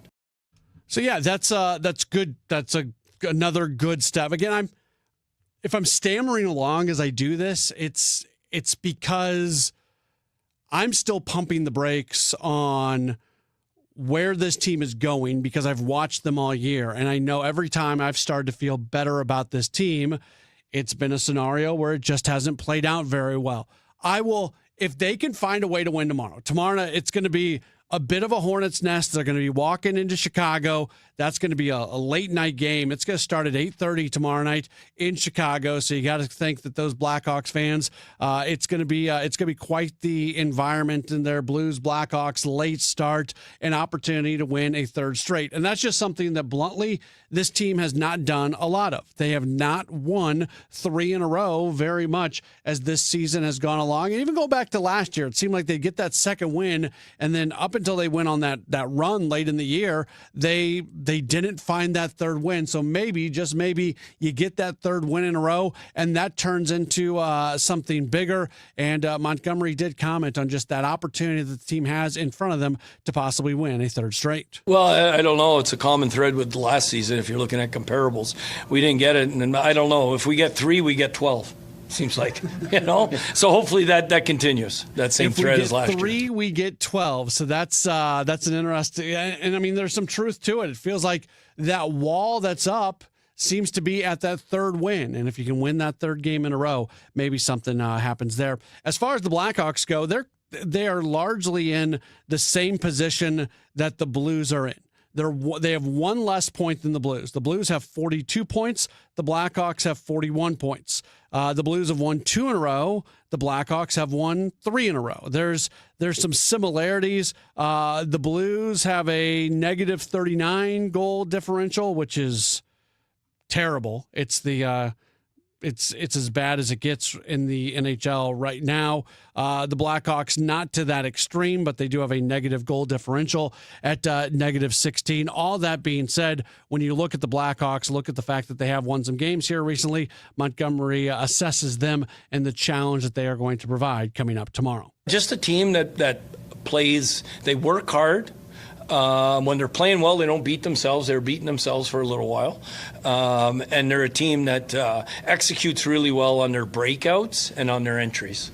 So that's Jim Montgomery. That's what he had to say earlier today. Again, they practice. They're going to have the late night game coming up tomorrow, so they'll travel into Chicago. They're probably already there, and they'll sleep there tonight. And then tomorrow night, 8:30 is when the puck is going to drop. Actually, that turns into a pretty solid St. Louis sports night tomorrow night because the Billikens, they are going to play at 6 o'clock. We'll have that for you right here on KMOX. 5:45 for the pregame, 6 o'clock for tip-off. And that's a really big game. Yeah, the Billikens, they did get a really good win in non-conference when they were able to knock off Santa Clara, but they're not going to be an NCAA tournament team on the merits of their non-conference schedule. It's not going to happen, and that's not a shot at the Billikens. That's the state of mid-major basketball right now, and the challenge that is scheduling opponents, and that's a challenge that SLU certainly had this year. But all that being said, going and getting road wins in conference, especially against good teams and tough places to play, that goes a really long way towards augmenting that resume and putting yourself in a good position. And just more importantly, for where the Billikens are at right now, just making sure that they can go out and put their game on the floor on the road against a really good team like VCU. So that game tomorrow is going to be at 6 o'clock. And then the Blues tomorrow, for those of you watching, you can listen to the Billikens, and then you can still watch the entire Blues game starting at 8:30. So you've got yourself an entire fantastic St. Louis sports night tomorrow as the Blues and the Billikens worked it out that those games are essentially around the time the Billikens game is going to be ending. That's when the Blues are going to be starting. I'll be back with you tomorrow for the 5 o'clock hour leading into Billikens basketball for Rush Hour Sports. Have a wonderful rest of your day. Thanks so much for being tuned in. We've got our Gas House Gang replay. That begins after the 8 o'clock news. Talk to you tomorrow right here on KMOX. Just hearing the word IRS can make people break out in a cold sweat.